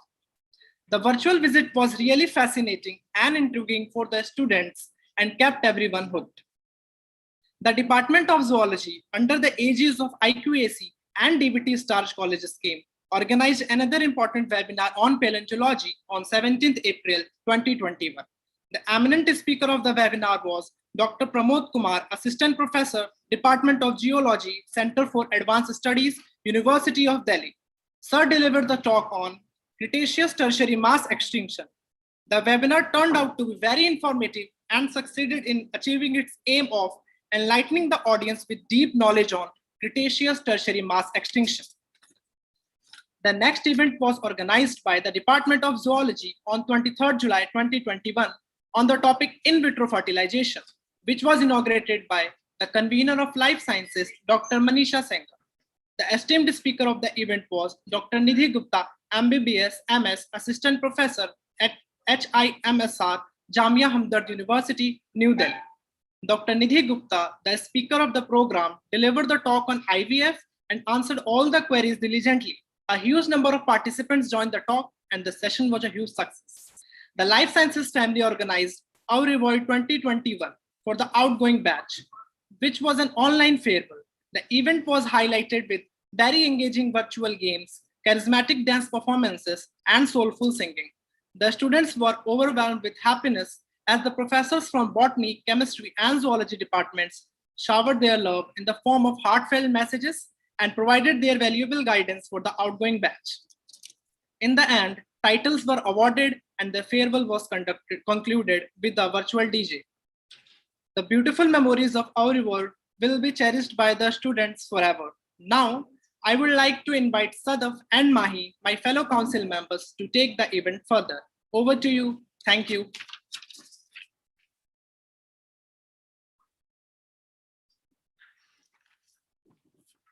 You.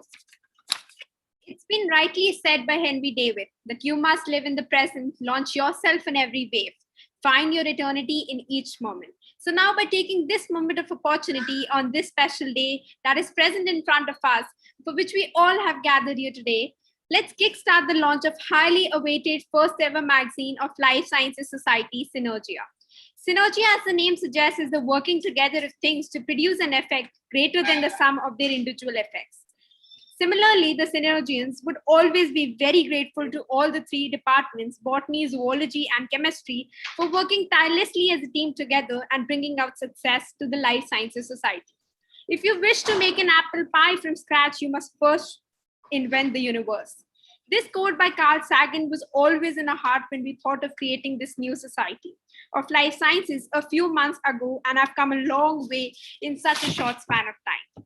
Now, I, Mahi Verma, a council member of Synergia, the Life Science Society of Deshbandhu College, University of Delhi, on behalf of the whole society, feel extremely delighted to extend my warm welcome to each and every individual who took out time for being with us today in these hard times. I hope this event fills up your heart with happiness and acts as a silver lining.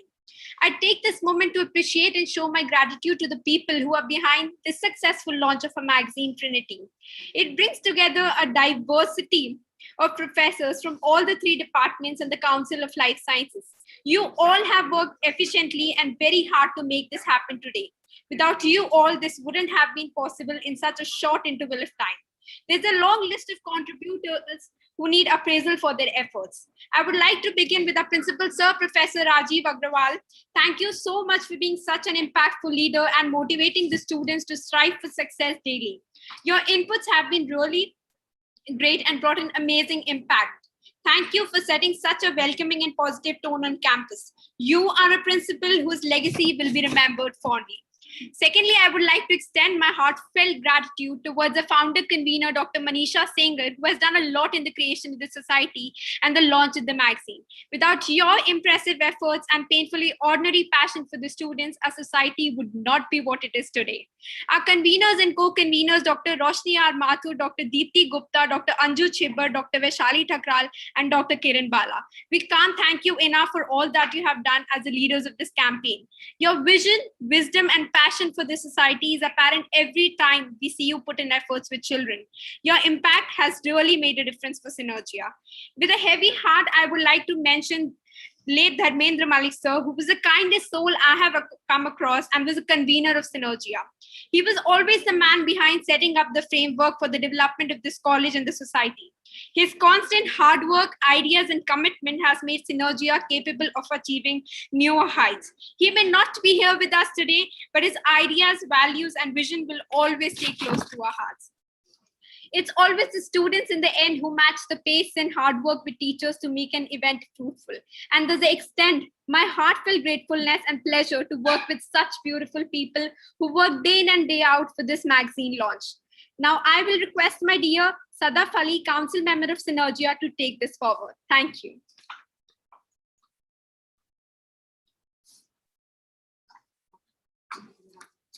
Thank you, Mahi. It's a great pleasure for me to be a part of this wonderful event. I, Sadaf Ali, Council Member of Synergia, feels privileged to unravel before you all the much-awaited Trinity magazine. But before we reveal the magazine, let me introduce you all to the editor-in-chief of the magazine, Dr. Manisha Sengar, whose unceasing efforts and zeal has brought about incredible results in the form of a winsome magazine. Also, working day in and day out unwaveringly was our students' editorial team headed by Vikram Kamlesh Sehrawat, the student editor-in-chief. The other enthusiastic and assiduous members of the team includes Ansh Sharma, Assistant Student Editor-in-Chief, Vishal Sharma, Nyashi Srivastav, Mahi Verma, and Sujal Sahu, the members of the designing team, and Abhinav Agarwal and Arushi Dogra, teaming up as the literature reviewers. I would wholeheartedly like to congratulate the editorial team for bringing out such an evocative magazine. It is your contribution which makes the magazine endearing and captivating for the readers. So here's our magazine, which has a collection of literary works, artworks, photographs, and many more from the talented students and proficient professors of the society. The magazine hosts a number of loving and motivating messages from the faculty and students' council. It has reports about eminent and splendid events which the society undertook after its establishment. The artworks provide a soothing feeling to the eyes. The poems have a touch of originality and would surely leave an impact on the readers.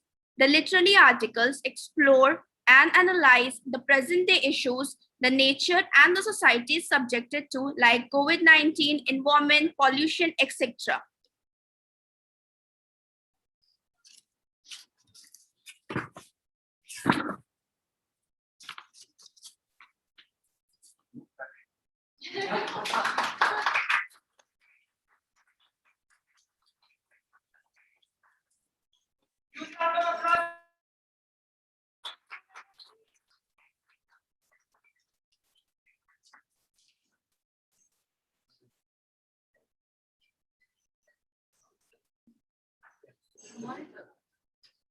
Now I would like to request to call Ankur, member of Synergia, for the mementos distribution.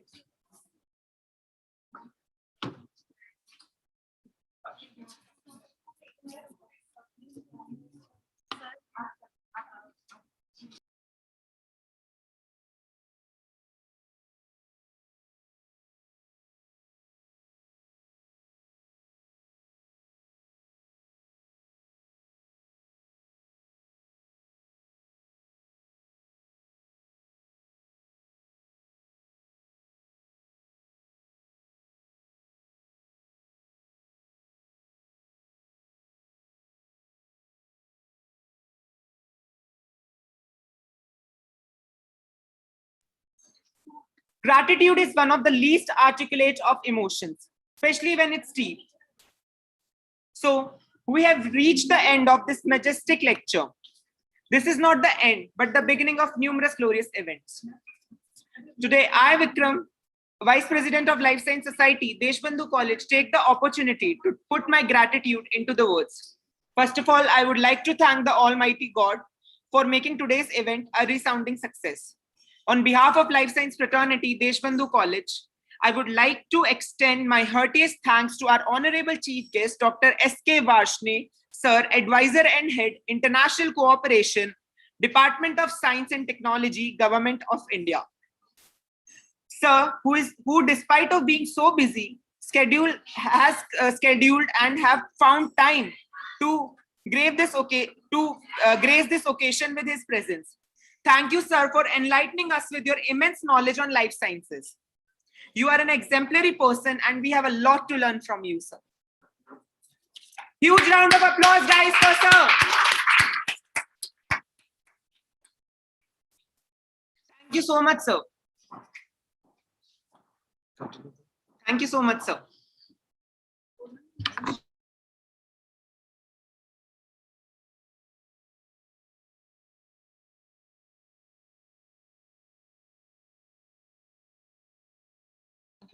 Thank you so much, sir. Thank you. Now we'll take the event further. Good things come to people who wait, but better come to those who go out and get them.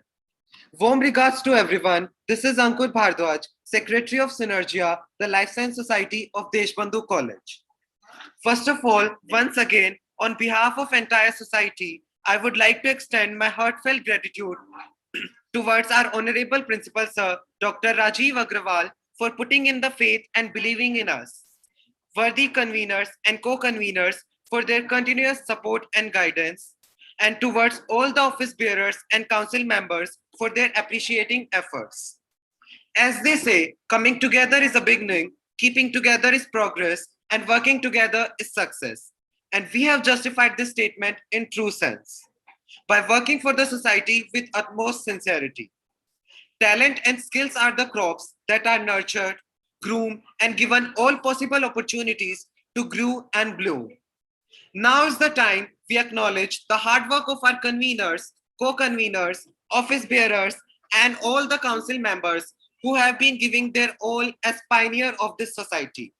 In fact, their consistency, perseverance, and hard work have played a key role in the success of Synergia.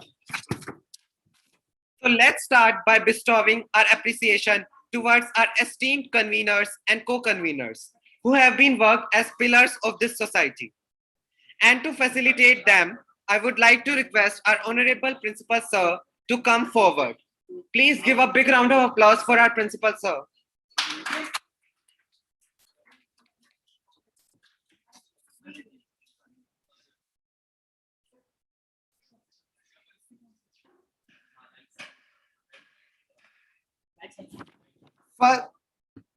First convener.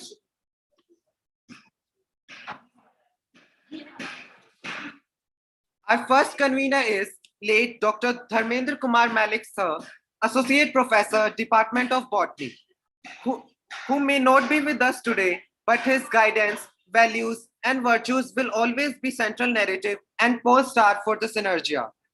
Sir has taught us to be intellectual and humble at the same time. Now I would like to request Dr. Manisha Sengar ma'am to accept the token of appreciation on behalf of our beloved Dr. Dharmendra Kumar Malik, sir. Huge round of applause, guys.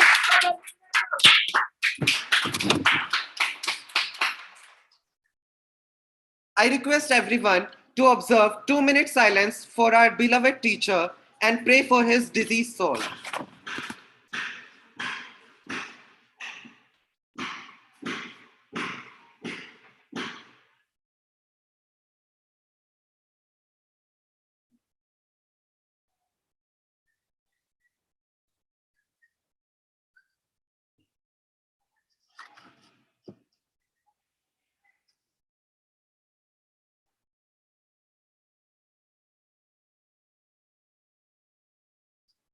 Thank you, everyone. Now you may all take your seats.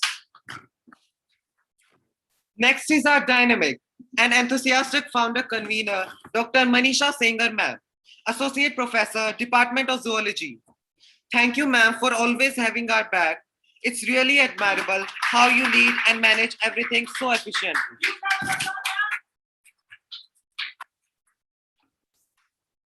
Our next convener is Dr. Roshni Rajamohan Mathur, ma'am, Associate Professor, Department of Botany. Thank you, ma'am, for being there through thick and thin. You are truly a source of inspiration. Please give a big round of applause for ma'am. Now is the time to invite our dedicated convener, Dr. Deepti Gupta, ma'am, Assistant Professor, Department of Chemistry. Ma'am, your work ethic is out of the world. Thank you for standing still with us throughout. Next is our hardworking and passionate co-convener, Dr. Anju Chibbar, ma'am, Assistant Professor, Department of Botany. Ma'am, your work never ceases to amaze us. You contributed a lot to the society. Thank you, ma'am. Let us call our next worthy and efficient co-convener, Dr. Vishali Thakral, ma'am, Assistant Professor, Department of Chemistry. Ma'am, you are an invaluable member of Synergia and you played a crucial role in the society. Thank you, ma'am. Next is most generous and talented co-convener, Dr. Kiran Bala, ma'am, Assistant Professor, Department of Zoology. Ma'am, it's incredible how often you go above and beyond. We can't thank you enough. Now it's time to compliment those who contributed effortlessly to the Synergia. That is our dedicated office bearers. As compliments are such a simple yet amazing thing that holds the relationship much stronger. I request our founder convener, Dr. Manisha Sengar, ma'am, to join Principal Sir for the further felicitation. Everybody in between, your huge round of applause. Welcome our noteworthy and assiduous personality of Synergia, our hardworking president, Mr. Akash Kumar Sahani. Please give a big round of applause.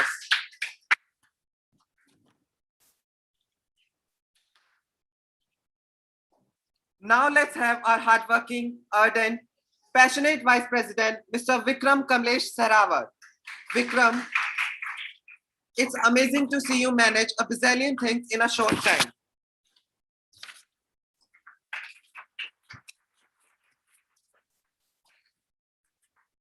Sadaf Didi, आपको बोलना है। दीदी को दीदी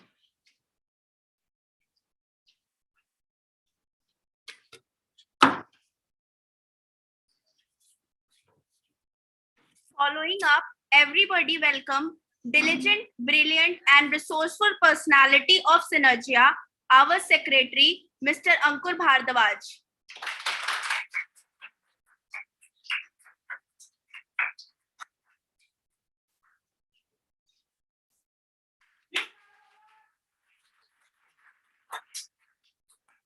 Next in our list, everybody welcome our enthusiastic, dedicated, and zealous personality of Synergia, our joint secretary, Dr. Miss Arushi Dogra.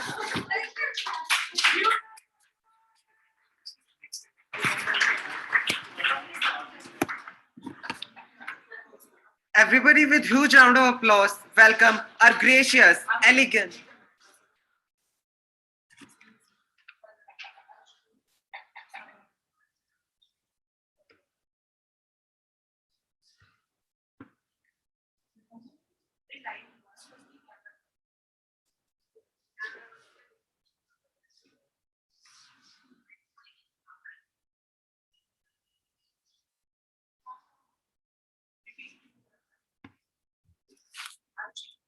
Next in our list, everybody welcome our enthusiastic, dedicated, and zealous personality of Synergia, our Joint Secretary, Miss Arushi Dogra.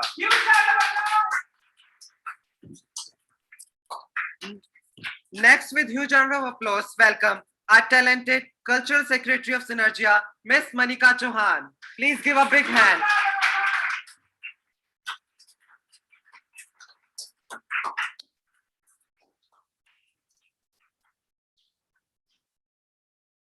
Next in our list is our very creative editor, Miss Chahat Kalra.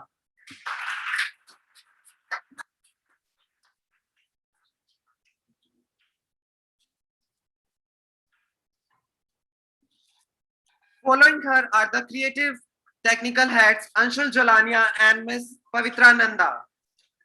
Please give a big round of applause.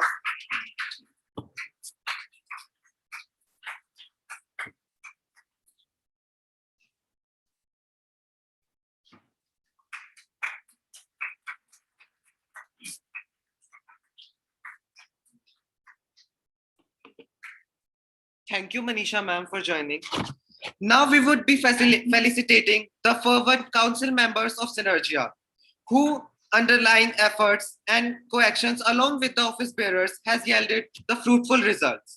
Now I would like to request our conveners, Roshni ma'am and Deepti ma'am to join Principal Sir. Let's start with third year council. First of all, we have Sadaf Ali.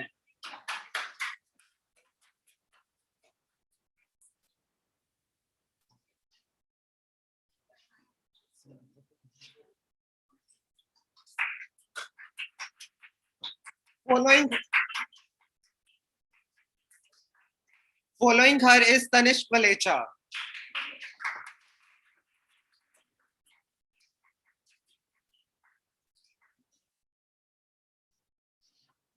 Next is Akansha Bist. Please give a big round of applause.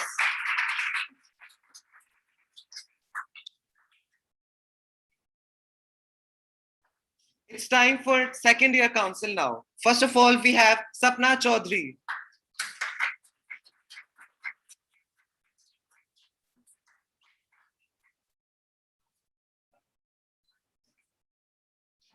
Next is Amisha Sharma.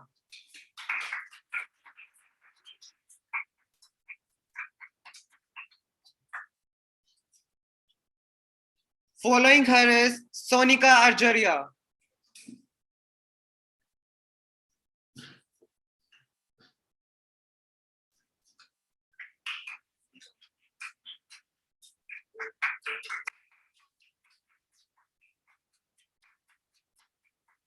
Next is Aditi Rohilla.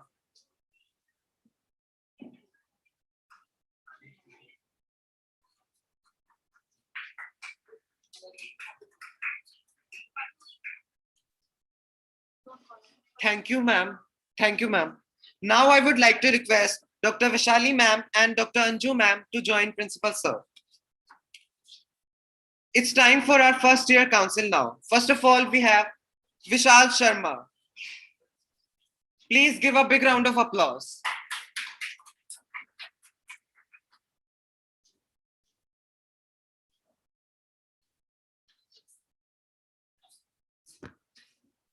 Next is Ansh Sharma.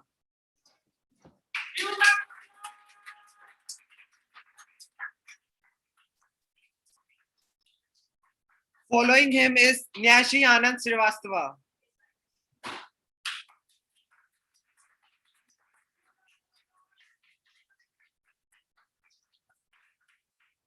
And the last is Mahi Verma.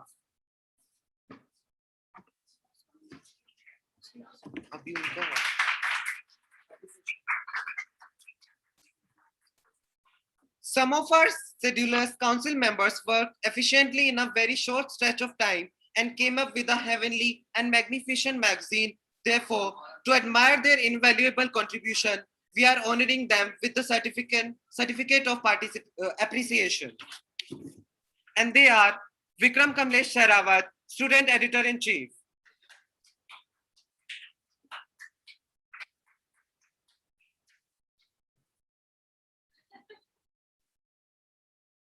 Ansh Sharma, Assistant Student and Editor-in-Chief.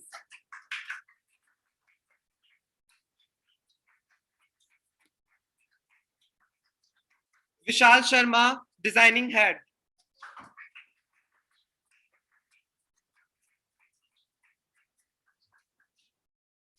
Mahi Verma from Designing Team.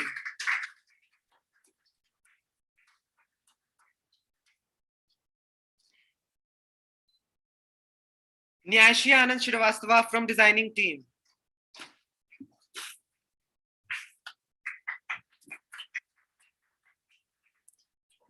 Class representatives also plays a crucial role in managing the work of the class throughout the year, and therefore we are taking the opportunity to felicitate them as well. From third year, we have class representative as Sadaf Ali.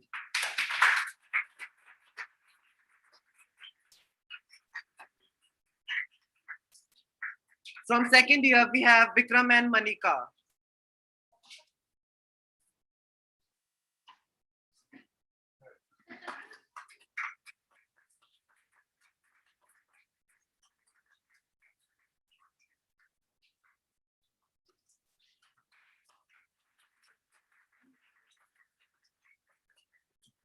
From first year is Arushi Dogra.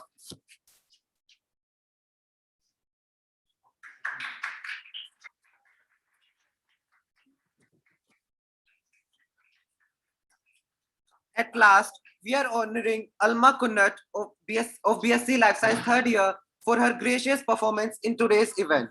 Please give a big round of applause.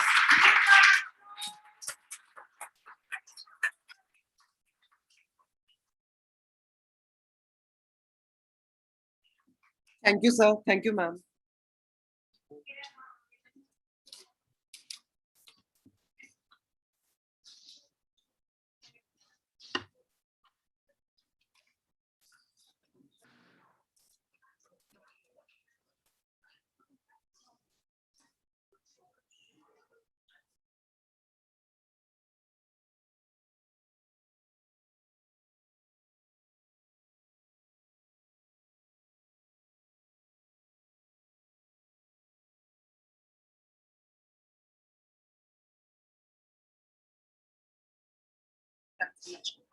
Now I would like to request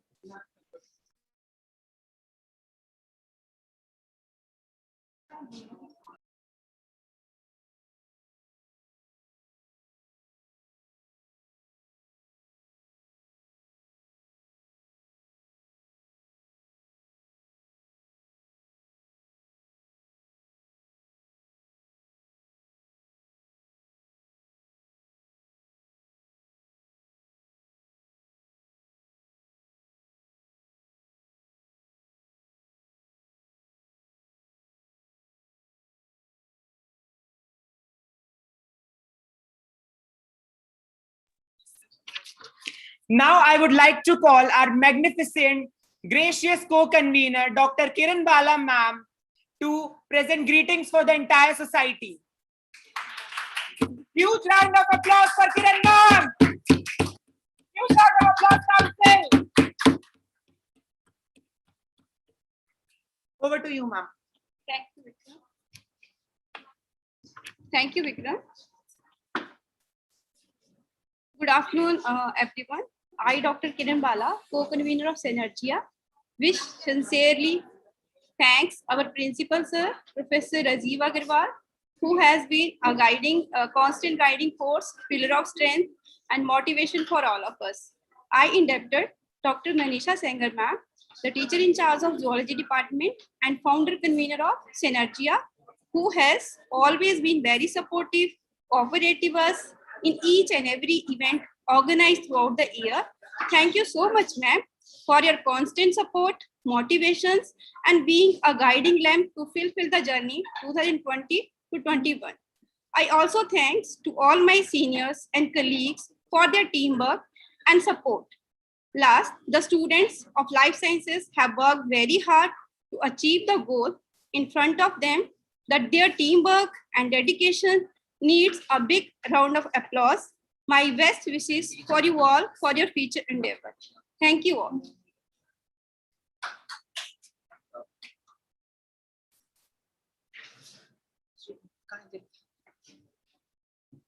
Huge round of applause for Kiran ma'am.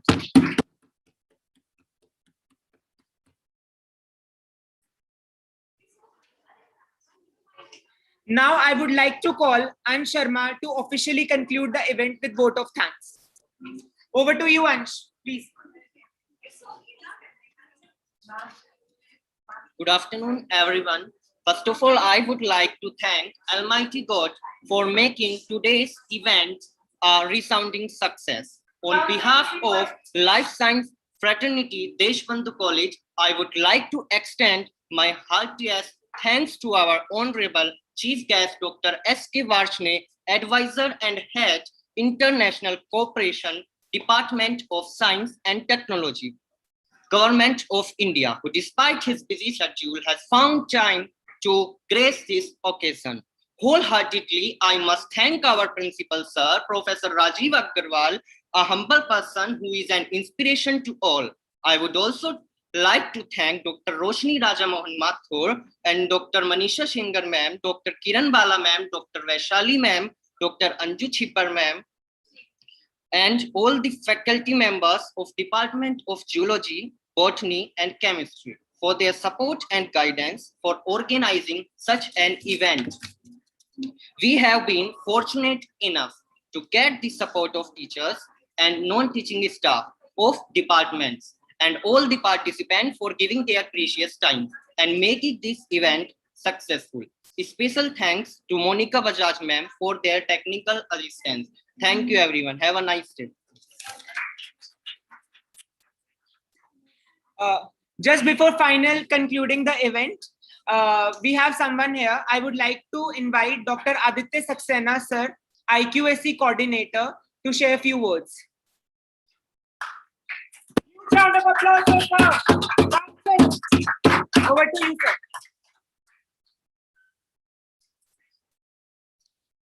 sir. Thank you, everyone. First of all, I would like to thank Dr. S.K. Varshne, sir, our distinguished speaker for the day, for delivering such a lucid and insightful talk, and our very dynamic principal, sir, who's always been a very motivational force for all the events and a guiding source of light to all of us. And in fact, under his stewardship, the college has really achieved a lot of milestones in the past 1 or 2 years. And my congratulations to all the students and all the faculty members who are associated with the Life Science Society Synergia for organizing such a beautiful and such an informative and nice event. And I think the best outcome, or rather I should say the best utilization of today's talk and this event would be if we start implementing some of whatever we have heard today in our lives, in whatever form. See, simply coming and listening to talks and thinking, yes, it was a very nice lecture, that does not serve the purpose. The purpose gets served when we start implementing it, even if it is a little bit. So I think the real focus should be that we implement whatever we've heard today. It could be something big, it could be something small, but let us make a contribution. That is most important. So with this word of advice to all the students and my heartfelt gratitude to Principal Sir and all the organizers, thank you. Huge round of applause for Sir Council. At last, now I would like to officially conclude the event. Thank you everyone for being there and patiently listening to us. Synergia will continue doing such activities and will always invite you. Thank you for your patience and appreciation to all. I would request